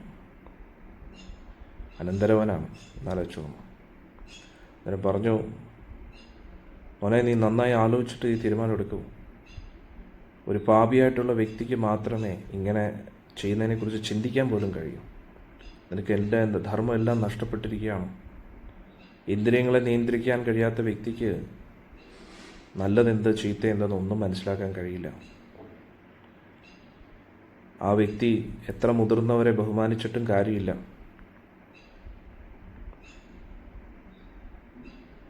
പക്ഷെ അതേ സമയത്ത് വിനയാന്വിതനായിട്ടുള്ള ഒരു വ്യക്തി ഇന്ദ്രിയങ്ങളെ നിയന്ത്രിച്ചുകൊണ്ട് ശരിയും തെറ്റും എല്ലാം മനസ്സിലാക്കാൻ കഴിയും. ഞാൻ നിന്നെ ഏറ്റവും വലിയൊരു നീച പ്രവൃത്തിയിൽ നിന്ന് തടയാനാണ് ശ്രമിക്കുന്നത്. നീ ചെയ്യുന്ന പ്രവൃത്തിയിലൂടെ എന്നും നീ പശ്ചാത്തപിക്കേണ്ടി വരും. നീ ലോകം മുഴുവൻ വലിയൊരു യോദ്ധാവായിട്ടാണ് അറിയപ്പെടുന്നത്. നിന്റെ പേര് ചീത്തയാക്കരുത്. ഉറങ്ങിക്കിടക്കുന്ന യോദ്ധാക്കളെ കൊന്നതിലൂടെ നീ ഒരു പാപിയായിട്ട് മാറരുത്. നേരെ ചൊവ്വേ യുദ്ധം ചെയ്യൂ, അതിലൂടെ കീർത്തിമാനായി ഭവിക്കൂ. നമ്മൾ തീർച്ചയായിട്ടും നിന്നെ സഹായിക്കും. അശ്വത്ഥാമ രഥത്തിൽ കയറി. എന്നിട്ട് കൃപാചാര്യോട് പറഞ്ഞു, അങ്ങ് പറയുന്ന എല്ലാം സത്യമാണ്. പക്ഷേ എൻ്റെ ഒരു അഭിപ്രായത്തിൽ പാണ്ഡവർ ഇത് അർഹിക്കുന്നു. അവർ ചതിവ് പ്രയോഗിച്ചു, അതുകൊണ്ട് അവർക്കൊട്ടും കാരുണ്യം അർഹിക്കുന്നില്ല.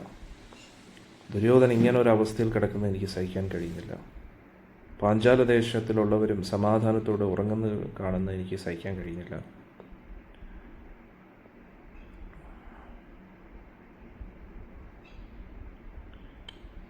ഇതിൻ്റെ ഭവിഷ്യത്തായിട്ട് ഞാൻ അടുത്ത ജന്മം ഒരു പുഴുവായിട്ട് ജനിച്ചാലും ഒരു കീടമായിട്ട് ജനിച്ചാലും എനിക്ക് കുറ്റബോധമില്ല. എൻ്റെ തീരുമാനത്തെ അങ്ങേക്ക് മാറ്റാൻ കഴിയില്ല. അങ്ങുണ്ടെങ്കിലും ഇല്ലെങ്കിലും ഞാൻ എന്തായാലും പോകാം. കൃപാചാര്യൻ കൃതവർമ്മയും അങ്ങോട്ടും ഇങ്ങോട്ടും നോക്കി വിഷമിച്ചു. അവർക്ക് മനസ്സിലായി അശ്വത്ഥാമാനെ തടയാൻ കഴിയില്ല. എന്തോ വിധിയുടെ ഒരു തീരുമാനമായിട്ട് തന്നെ അവർക്ക് തോന്നി. കൗരവപക്ഷത്തു നിന്ന് ഇവർ മാത്രമേ ഉണ്ടായിരുന്നുള്ളൂ. അശ്വത്ഥാമാണെങ്കിൽ സേനാപതിയാണ്. അവസാനം അശ്വത്ഥാമ സേനാപതി ആയതുകൊണ്ട് പോകാതിരിക്കാനും കഴിയില്ല. മനസ്സില്ലാ മനസ്സോടുകൂടി അവരും കൂട്ടത്തിൽ പോവുകയാണ്. അഥവാ എന്തെങ്കിലും ഒരു യുദ്ധം നടക്കുകയാണെങ്കിൽ അശ്വത്ഥാമാനെ സഹായിക്കാം എന്ന് കരുതി. എന്തായാലും ദുര്യോധൻ്റെ പക്ഷത്ത് നിന്ന് ഒരുപാട് യോദ്ധാക്കളെ കൊല്ലേണ്ടി വന്നു. അത് തുടരേണ്ടതായിട്ട് തോന്നുന്നു എന്ന് അവർ തീരുമാനിക്കുന്നു.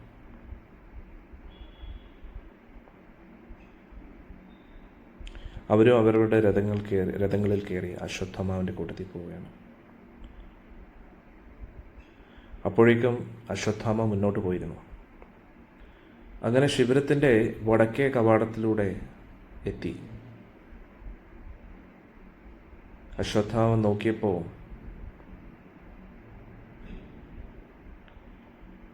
അവിടെ കാണുന്ന കാഴ്ച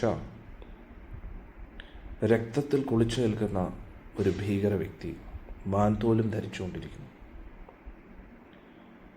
മേൽവസ്ത്രമായിട്ട് ഒരു കറുത്ത മാൻതോലും കഴുത്തിൽ നാഗമുണ്ടായിരുന്നു.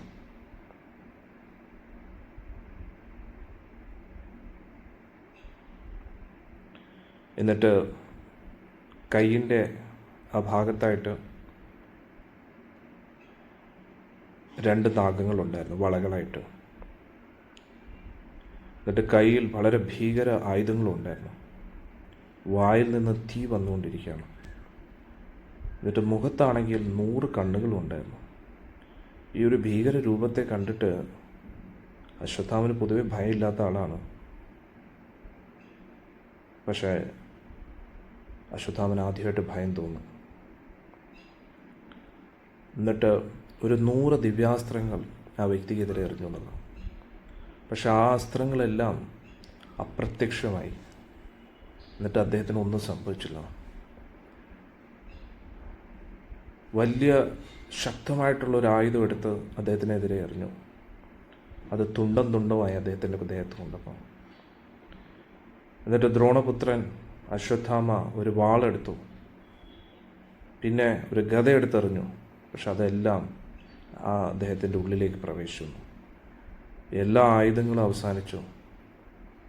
എന്നിട്ടും ആ വ്യക്തി മുന്നിൽ ഇങ്ങനെ നിൽക്കുകയാണ്. അശ്വത്ഥാമന് മനസ്സിലായി ഇത് മഹാദേവനാണ്. ജീവിതകാലം മുഴുവൻ ആരാധിച്ച അദ്ദേഹം തന്നെയാണ്. അദ്ദേഹത്തിന് മാത്രമേ ഇത്രയും ആയുധങ്ങളെ നിഷ്ഫലമാക്കാൻ കഴിയൂ എന്ന് അശ്വത്ഥാമന് മനസ്സിലായി.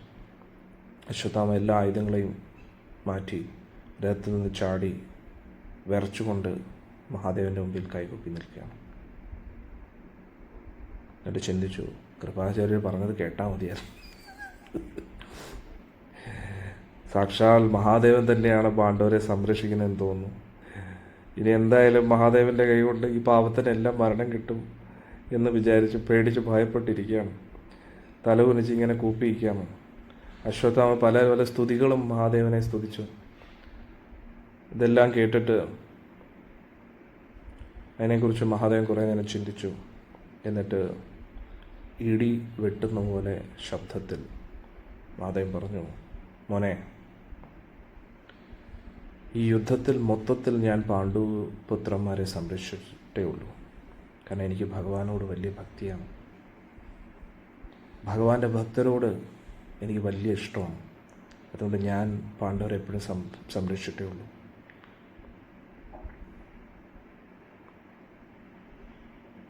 ഇപ്പോൾ വിധിയുടെ നിയമം അനുസരിച്ച് അവരുടെ ആഗ്രഹങ്ങളെല്ലാം പൂർത്തീകരിക്കപ്പെട്ടിരിക്കുകയാണ്. ഭൂഭാരം തീർക്കണം എന്നൊരു ഉദ്ദേശത്തിൽ നടന്നിരിക്കുകയാണ്.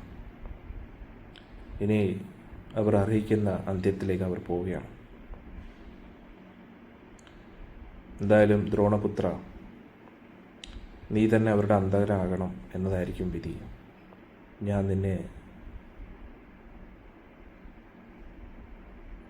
നിനക്ക് എല്ലാ ശക്തികളും നൽകുകയാണ്. ഈ ഒരു വാള് പിടിച്ചോളൂ, എന്നിട്ട് ബാക്കിയുള്ള പാണ്ഡവ യോദ്ധാക്കളെയും കൊല്ലൂ എന്ന് പറഞ്ഞു. എന്നിട്ട് മഹാദേവൻ സ്വയം ഒരു വലിയൊരു വാളെടുത്ത് കൊടുക്കുകയാണ്. അത് അശ്വത്ഥാമന് കൊടുക്കുകയാണ്. എന്നിട്ട് അവിടെ നിന്ന് അപ്രത്യക്ഷ. അത് കേട്ട ഉടനെ അശ്വത്ഥാമന് ഭയങ്കര ഒരു ഉത്സാഹം തോന്നി. ദേഹം മുഴുവൻ ഒരു പ്രത്യേക ഊർജം, കണ്ണുകളൊക്കെ തിളങ്ങാൻ തുടങ്ങി. രഥത്തിൽ കയറി പാണ്ഡവ ശിബിരത്തിലേക്ക് പോവുകയാണ്. അപ്പോഴേക്കും കൃപാചാര്യരും കൃതവർമ്മ അവിടെ എത്തി. അശ്വത്ഥാമാവ് അവർ വരുന്നു എന്ന് കണ്ടപ്പോൾ കൂടുതൽ സന്തോഷം. മഹാദേവനുമായിട്ട് നടന്ന ആ ഒരു സംഭവം പറയാതെ അതൊരു സ്വപ്നം പോലെ അശ്വത്ഥാമാവിന് തോന്നി. എന്നിട്ട് അശ്വത്ഥാമ പറഞ്ഞു, നിങ്ങൾ നിങ്ങളുടെ ക്ഷത്രിയ ധർമ്മം ഓർത്തല്ലോ, എനിക്ക് ഒരുപാട് സന്തോഷം തോന്നും. ഇനി തീർച്ചയായിട്ടും ആ ക്രൂര പാണ്ഡവന്മാരെ നമുക്ക് തോൽപ്പിക്കണം. ഞാൻ യമരാജനെ പോലെ ശിബിരത്തിൻ്റെ ഉള്ളിലേക്ക് പ്രവേശിക്കാൻ പോവുകയാണ്. നിങ്ങൾ പുറത്തേക്കോ, ആരെങ്കിലും രക്ഷപ്പെടാൻ ശ്രമിക്കുകയാണെങ്കിൽ അവരെ കൊല്ലുമെന്ന് പറഞ്ഞു. അങ്ങനെ അശ്വത്ഥാമാവ് ഒട്ടും ശബ്ദം ഉണ്ടാക്കാൻ അകത്ത് പോയി. മഹാദേവൻ കൊടുത്ത വാള് പിടിച്ചോണ്ട് എന്നിട്ട് ശിബിരത്തിൻ്റെ അതിരുകളിലൂടെ ഇങ്ങനെ മെല്ലെ മെല്ലെ പോവുകയാണ്. അങ്ങനെ ചില ലക്ഷണങ്ങൾ വെച്ച് ദൃഷ്ടദ്യുമ്നൻ്റെ ശിബിരമാണെന്ന് മനസ്സിലാക്കി. മൊത്തം ശിബിരവും വളരെ ശാന്തമായിരുന്നു. എല്ലാവരും തളർന്നുറങ്ങുകയായിരുന്നു. അശ്വത്ഥാമാവ് ദൃഷ്ടദ്യുമ്നൻ്റെ ശിബിരത്തിലേക്ക് കയറി. എന്നിട്ട് നല്ല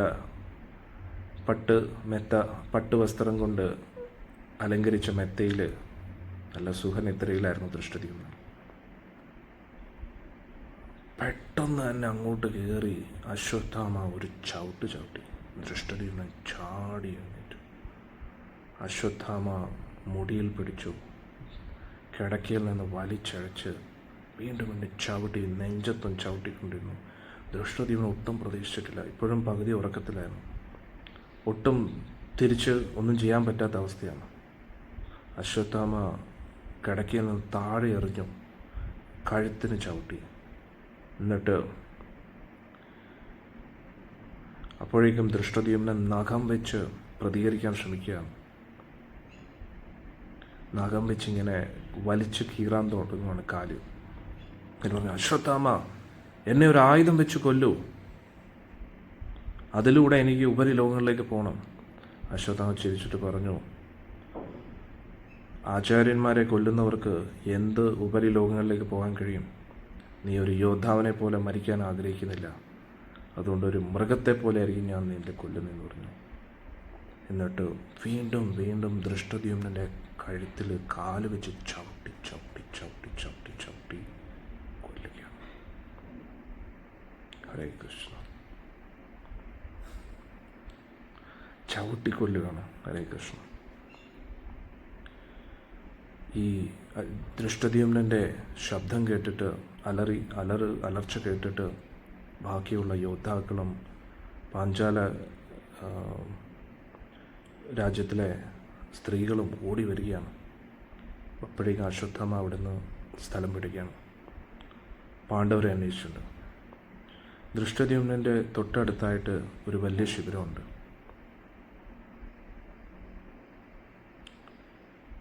ഒരുപാട് കൊടികളും കൊണ്ട് അലങ്കരിച്ചിരിക്കുകയാണ്. ഒരുപാട് രഥങ്ങളും ചുറ്റിലുണ്ടായിരുന്നു. അശ്വത്ഥാമ ഉള്ളിൽ കയറി. എന്നിട്ട് 5 യോദ്ധാക്കൾ ഉറങ്ങുന്നതായിട്ട് കണ്ടു അടുത്തടുത്തിട്ട്. അശ്വത്ഥാമന് ഒരുപാട് സന്തോഷമായി. ഇതാ സഹോദരങ്ങൾ എല്ലാവരും ഉറങ്ങിക്കിടക്കുന്നു. വാളെടുത്തു. ആദ്യത്തെ വ്യക്തിയുടെ കഴുത്തിൽ തന്നെ ഒറ്റ വെട്ടിന് വെട്ടി എന്നുള്ളത്. എന്നിട്ട് ഇതേപോലെ തന്നെ ബാക്കിയുള്ള 4 സഹോദരന്മാരെയും തലയറുത്ത് കൊന്നു. അപ്പോഴേക്കും ചുറ്റും പല യോദ്ധാക്കളും ആളിനെ അന്വേഷിച്ചുകൊണ്ടിരിക്കുകയാണ്. ഈ വാളും പിടിച്ചുകൊണ്ട് അശ്വത്ഥാമ സിംഹത്തെ പോലെ അലറിക്കൊണ്ട് പുറത്തു വരികയാണ്. യമനെ പോലെ മുന്നിൽ കാണുകയാണ്, വാളും പിടിച്ചുകൊണ്ട് രക്തം ഒഴുകിക്കൊണ്ട് കാണുന്നത്. യോദ്ധാക്കൾക്ക് ഭയം, അവർ ഓടാൻ തുടങ്ങി. അശ്വത്ഥാമ പുറകെ പോയി ഒരു സിംഹം വേട്ടയാടുന്ന പോലെ പുറകെ പോയി എല്ലാവരെയും കൊല്ലുകയാണ്. അതേ സമയത്ത് പല യോദ്ധാക്കളും കവചങ്ങളൊക്കെ അണിഞ്ഞ് അശ്വത്ഥാമനെ ചുറ്റും വളഞ്ഞു എന്നുള്ളതാണ്. മഹാദേവൻ്റെ ശക്തിയും കൂടെ ലഭിച്ചതുകൊണ്ടുകൂടി അശ്വത്ഥാമാവിന് കൂടുതൽ ശക്തി ലഭിച്ചു. നിമിഷങ്ങൾക്കകം എല്ലാവരെയും കൊന്നു എന്നുള്ളതാണ്. എന്നിട്ട് അടുത്ത ശിബിരത്തിലേക്ക് കയറി. അവിടെ ഉത്തമൗജസ് ഉറക്കത്തിൽ നിന്ന് എഴുന്നേറ്റതേ ഉള്ളൂ. ഈ കോലാഹലങ്ങളൊക്കെ കേട്ടിട്ട് അശ്വത്ഥാമ പെട്ടെന്ന് അവിടെ കയറി ചവിട്ടി എന്നുള്ളതാണ്.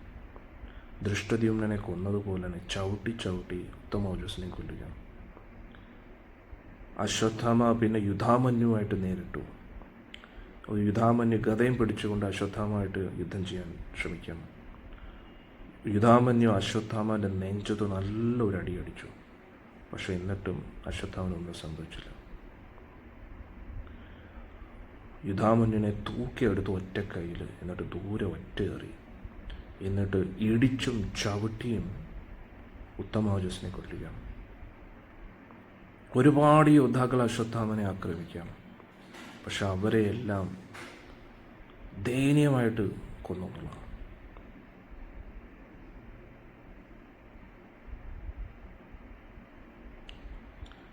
ആ കയ്യിലുള്ള വാളും പിടിച്ചുകൊണ്ട് അശ്വത്ഥാമ കൊന്ന യോദ്ധാക്കൾക്കൊരു കണക്കില്ല. അവരെല്ലാം കിടക്കയിൽ ഉറങ്ങിക്കൊണ്ടിരിക്കുന്ന സമയത്ത് അവരെല്ലാം കൊന്നു എന്നുള്ളതാണ്.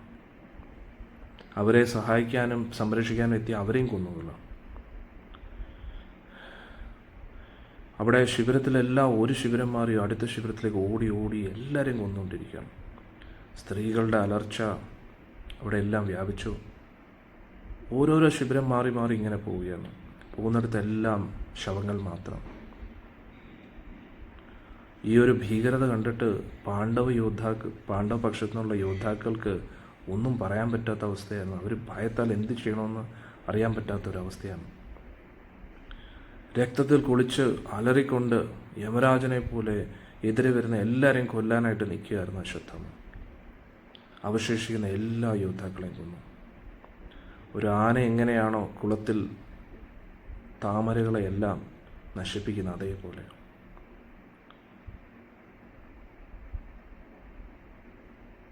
ഇതേ സമയത്ത് പല പല രാക്ഷസന്മാരും ആ ശിബിരത്തിലേക്ക് വന്ന് ഇത്രയും ശവങ്ങൾ കിടക്കുന്ന കണ്ടിട്ട് അവരെല്ലാം രക്തം കുടിക്കാൻ തുടങ്ങി. അപ്പോഴേക്കും ഒരുപാട് ചെന്നായ്ക്കൂട്ടങ്ങൾ അവിടെ എത്തി. കുതിരകളും ആനകളും ഭയത്താൽ അവിടെ നിന്ന് ഓടാൻ തുടങ്ങി. ഒരുപാട് പരിഭ്രാന്തരായിട്ടുള്ള യോദ്ധാക്കൾ എന്താ സംഭവിക്കുന്നത് അറിയാൻ വേണ്ടി അവിടെ വന്നു. അശ്വത്ഥാമ വാളും പിടിച്ചുകൊണ്ടിരിക്കുന്ന, രക്തം ഇങ്ങനെ ഒഴുകിക്കൊണ്ടിരിക്കുന്ന ആ വാളും പിടിച്ചുകൊണ്ട് ഇത് കണ്ടിട്ട് അവർ പല യോദ്ധാക്കളും കുതിര പുറത്ത് കയറി അവിടെ നിന്ന് ഓടി എന്നുള്ളത്. ചിലവർ കാലാൽ ഓടി രക്ഷപ്പെടുകയാണ്. ആ സമയത്ത് ഓടുന്ന സമയത്ത് അവർ കൃപാചാര്യരെയും കൃതവർമ്മയും കണ്ടു. അവർ ഉടനെ അവരെയും കൊല്ലുകയാണ്.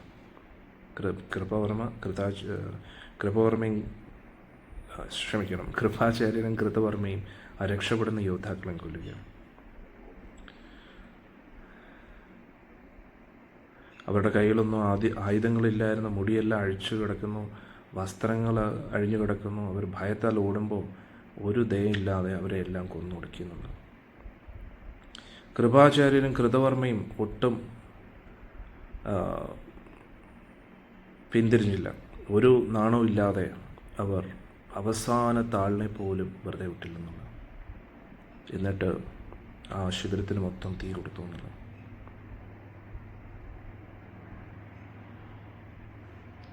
ഓടി രക്ഷപ്പെടുന്നതിൻ്റെ ഇടയിൽ അവർ അന്യോന്യം തട്ടി വീണു. അതിൻ്റെ ഇടയിൽ പാണ്ഡവരുടെ പേര് വിളിച്ചുകൊണ്ട് അവരെല്ലാവരും ഭൂമിയിൽ വീണു. കൗരവരെല്ലാം ഈ 3 കൗരവങ്ങൾ ചേർന്ന് അവരെ തുണ്ടം വയ്ക്കാം. അങ്ങനെ ഒരാൾ പോലും ശിബിരത്തിൽ ജീവനോടെ ഇല്ല എന്ന് മനസ്സിലാക്കിയപ്പം അശ്വത്ഥാമ അവിടുന്ന് പോകാൻ തീരുമാനിക്കുന്നു. രക്തത്തിൽ കുളിച്ച് കിടക്കുകയാണ്. പാഞ്ചാല ദേശത്തെ എല്ലാവരെയും കൊന്നു, പാണ്ഡവരെയും സൈന്യത്തെയും കൊന്നു. അശ്വത്ഥാമന് സന്തോഷമായി. അച്ഛൻ്റെ മരണത്തിന് പ്രതികാരം ചെയ്തല്ലോ. ശിബിരം വീണ്ടും ശാന്തമായി. സ്ത്രീകളും കുറച്ച് സേവകരും മാത്രം ജീവനോടെ ബാക്കി നിൽക്കുന്നു. ഭയം കാരണം അവർക്ക് എന്ത് പറയണമെന്നറിയാത്ത അവസ്ഥയിലായിരുന്നു. അശ്വത്ഥാമാവിൽ നിന്ന് ഭയത്താൽ ഒളിച്ച് മാറി നിൽക്കുകയാണ് അവർ.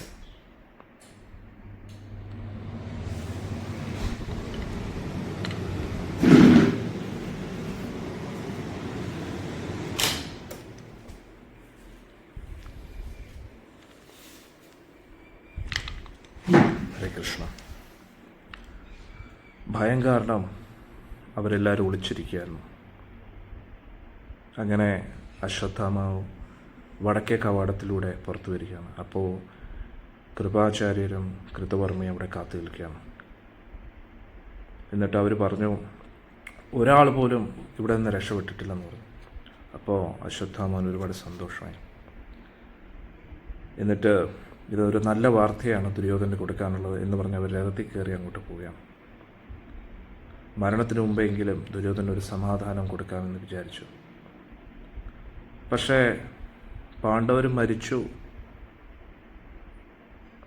പാണ്ഡവരുടെ കൂട്ടത്തിലുള്ള എല്ലാവരും തീർന്നു എന്ന് ദുര്യോധനൻ വിശ്വസിക്കുമോ എന്നൊരു സംശയം തോന്നി. അതുകൊണ്ട് പാണ്ഡവരുടെ തല ദുര്യോധനെ കാണിക്കാം തെളിവായിട്ട് എന്ന് വിചാരിക്കാം. അതിലൂടെ അവർക്ക് ദുര്യോധന് ഉറപ്പാവുമല്ലോ. ഈ അശ്വത്ഥാമ വീണ്ടും ശിബിരത്തിലേക്ക് പോവുകയാണ്. എന്നിട്ട് ഈ 5 സഹോദരന്മാരും കിടക്കുന്ന അവിടെ എന്നിട്ട് വാളെടുത്തിട്ട് ഓരോ യോദ്ധാക്കളുടെയും തലയിറക്കാൻ തുടങ്ങി. അപ്പോഴേക്കും സൂര്യൻ ഇങ്ങനെ ഉദിച്ചു വരികയാണ്. അപ്പോഴാണ് ആ പ്രകാശത്തിൽ അശ്വത്ഥാമ സത്യത്തെ തിരിച്ചറിയുന്നത്. ഇത് പാണ്ഡവരല്ല, ഇത് ദ്രൗപദിയുടെ 5 പുത്രന്മാരാണ്. പാണ്ഡവർ അവിടെ ഇല്ലായിരുന്നു. കാരണം ഈ ശിബിരത്തിൽ നിന്ന് ആരും രക്ഷപ്പെട്ടിട്ടില്ല. അപ്പം പിന്നെ പാണ്ഡവർ ഇവിടെ ഇല്ലായിരുന്നു എന്ന് അശ്വത്ഥാമന് മനസ്സിലായി. അശ്വത്ഥാമൻ്റെ കയ്യിൽ നിന്ന് വാള് വീഴുകയാണ്. ഒരുപാട് പരിഭ്രാന്തനാവുകയാണ്. ഇനി എന്ത് ചെയ്യണമെന്ന് അശ്വത്ഥാമ ചിന്തിക്കാം. എന്നിട്ട് ഒരുപാട് ആലോചിച്ചതിന് ശേഷം അശ്വത്ഥാമ തീരുമാനിച്ചു, എന്തായാലും ഈ തല കൊണ്ടുപോകാം. ദുര്യോധനെ സമാധാനം ചെയ്ത പാണ്ഡവരുടെ തലയാണ്.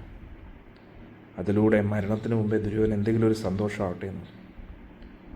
അങ്ങനെ ഈ 5 തലകളും അറുത്തുകൊണ്ട് രഥത്തിൽ വെച്ചുകൊണ്ട് ദുര്യോധൻ്റെ അടുത്തേക്ക് പോവുകയാണ്. അവിടെ എത്തിയപ്പോഴത്തേക്കും സൂര്യൻ ഉദിച്ചു.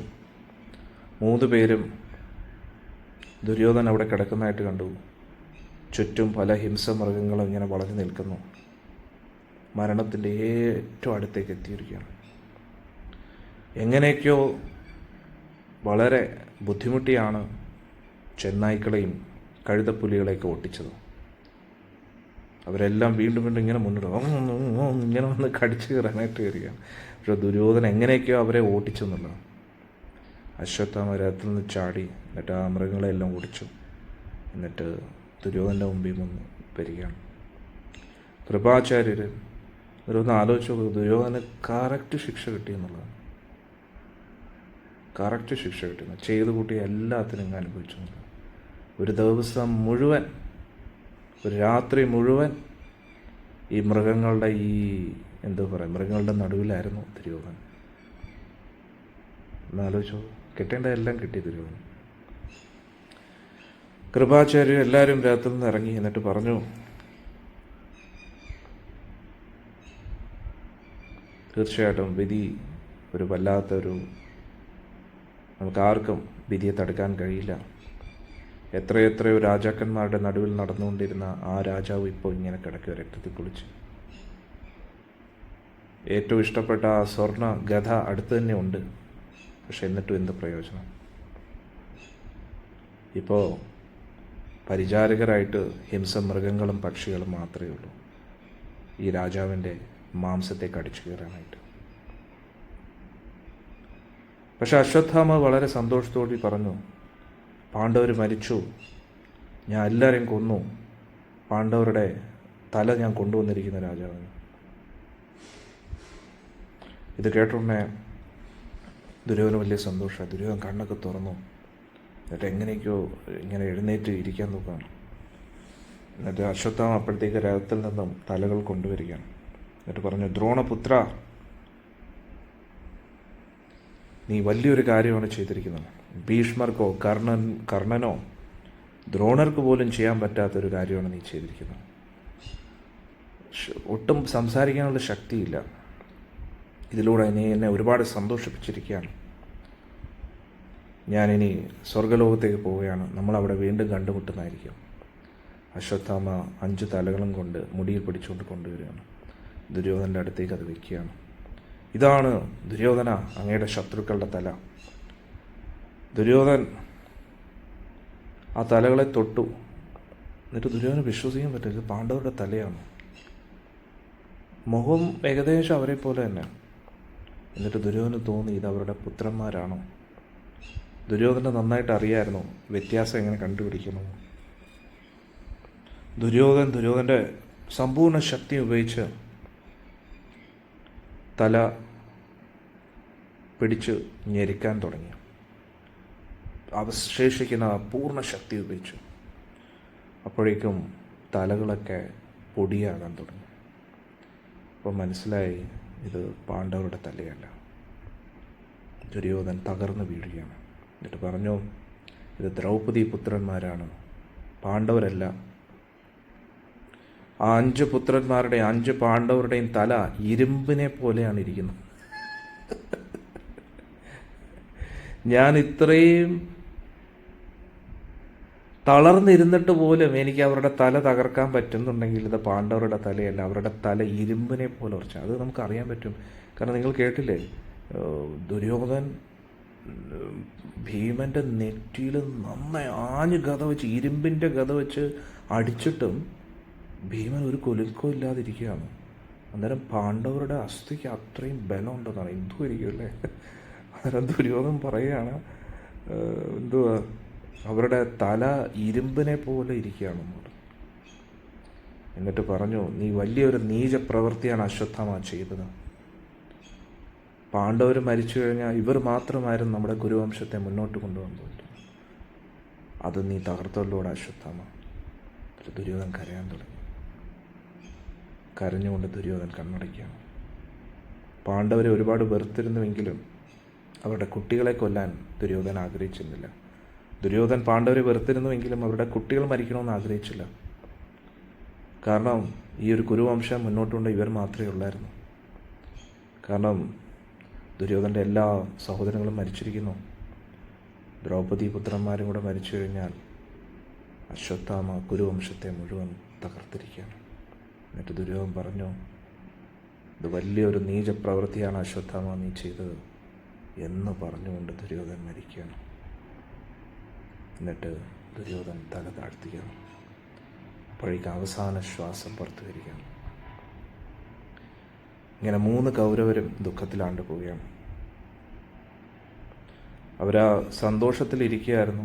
പക്ഷെ ആ സന്തോഷവും മങ്ങി ദുര്യോധൻ്റെ ഈ വിഷമം കേട്ടിട്ട്. കരഞ്ഞുകൊണ്ടാണ് ദുര്യോധൻ ഈ ലോകത്തിൽ നിന്ന് പോയത്. 3 പേരും കൂടെ ചേർന്ന് ഒരു ചിത ഒതുക്കുകയാണ്. ദുര്യോധൻ്റെ ശരീരം അതിൽ വെച്ച് വേദമന്ത്രങ്ങളൊക്കെ ഉരുവിട്ട് ശേഷക്രിയകളൊക്കെ ചെയ്ത് ഗംഗാജലം തളിച്ച് ചിതയ്ക്ക് തീ കൊടുക്കുകയാണ്. എന്നിട്ട് കൃപാചാര്യർ ആ അസ്ഥിയെല്ലാം എടുത്ത് വേദമന്ത്രങ്ങൾ ഉരുവിട്ടുകൊണ്ട് ഒഴുക്കിക്കളയാണ്. അങ്ങനെ ശേഷക്രിയകളെല്ലാം ചെയ്തതിന് ശേഷം 3 യോദ്ധാക്കൾ ഹസ്തിനപുരിയിലേക്ക് തിരിച്ചു. ഹരേ കൃഷ്ണ. എങ്ങനെയുണ്ട്? വളരെ ഡേഞ്ചറസ് എപ്പിസോഡാണ് അല്ലേ? ഒരുപാട് ട്വിസ്റ്റുകളുള്ള അതിമനോഹരമായിട്ടുള്ള ഒരു എപ്പിസോഡായിരുന്നു ഇന്നത്തെ എന്ന് ഞാൻ വിചാരിക്കുന്നു. എല്ലാവർക്കും നിങ്ങൾക്ക് ഇഷ്ടപ്പെട്ടു എന്ന് വിചാരിക്കുന്നു. ഇതുമായിട്ട് ബന്ധപ്പെട്ട കാര്യങ്ങൾ കമൻസിലിടുക, സംശയങ്ങൾ കമൻസിലിടുക. ഹരേ കൃഷ്ണ. ഇനി അടുത്ത എപ്പിസോഡ് അശ്വത്ഥാമാവിന് ഭഗവാനും പാണ്ഡവരും ചേർന്ന് കൊടുക്കുന്ന ശിക്ഷ, പിന്നെ അതിനുശേഷം യുധിഷ്ഠിരൻ്റെ ആ ദുഃഖം, ഭീഷ്മരുമായിട്ടുള്ള സംവാദം, ഭഗവാൻ കൃഷ്ണൻ ദ്വാരകയിലേക്ക് തിരിച്ചു പോകുന്നു, യുധിഷ്ഠിരൻ അശ്വമേധ യജ്ഞം ചെയ്യുന്നു, വിതുരർ ധൃതരാഷ്ട്രർക്ക് നിർദ്ദേശങ്ങൾ കൊടുക്കുന്നു, പാണ്ഡവർ ഈ ലോകം വിടുന്നു. ഇനി കുറച്ച് അധ്യായങ്ങളും കൂടെ ഉണ്ട്. അത് കഴിയുമ്പോൾ മഹാഭാരതം കംപ്ലീറ്റ് ആവുകയാണ്. ഹരേ കൃഷ്ണ. ഇനി നമുക്ക് അടുത്ത എപ്പിസോഡിൽ കാണാം. ശ്രീകൃഷ്ണ ഭഗവാൻ കി ജയ്. പാണ്ഡവ ഭക്തവൃന്ദ കി ജയ്. എല്ലാവർക്കും ഇഷ്ടപ്പെടുന്നു എന്ന് വിചാരിക്കുന്നു. എല്ലാവരും ലൈക്ക് ചെയ്യുക, ഷെയർ ചെയ്യുക. കൂടുതൽ പേരിലേക്ക് ഈ മഹാഭാരതം എത്തിക്കാൻ അടിയനെ സഹായിക്കുക.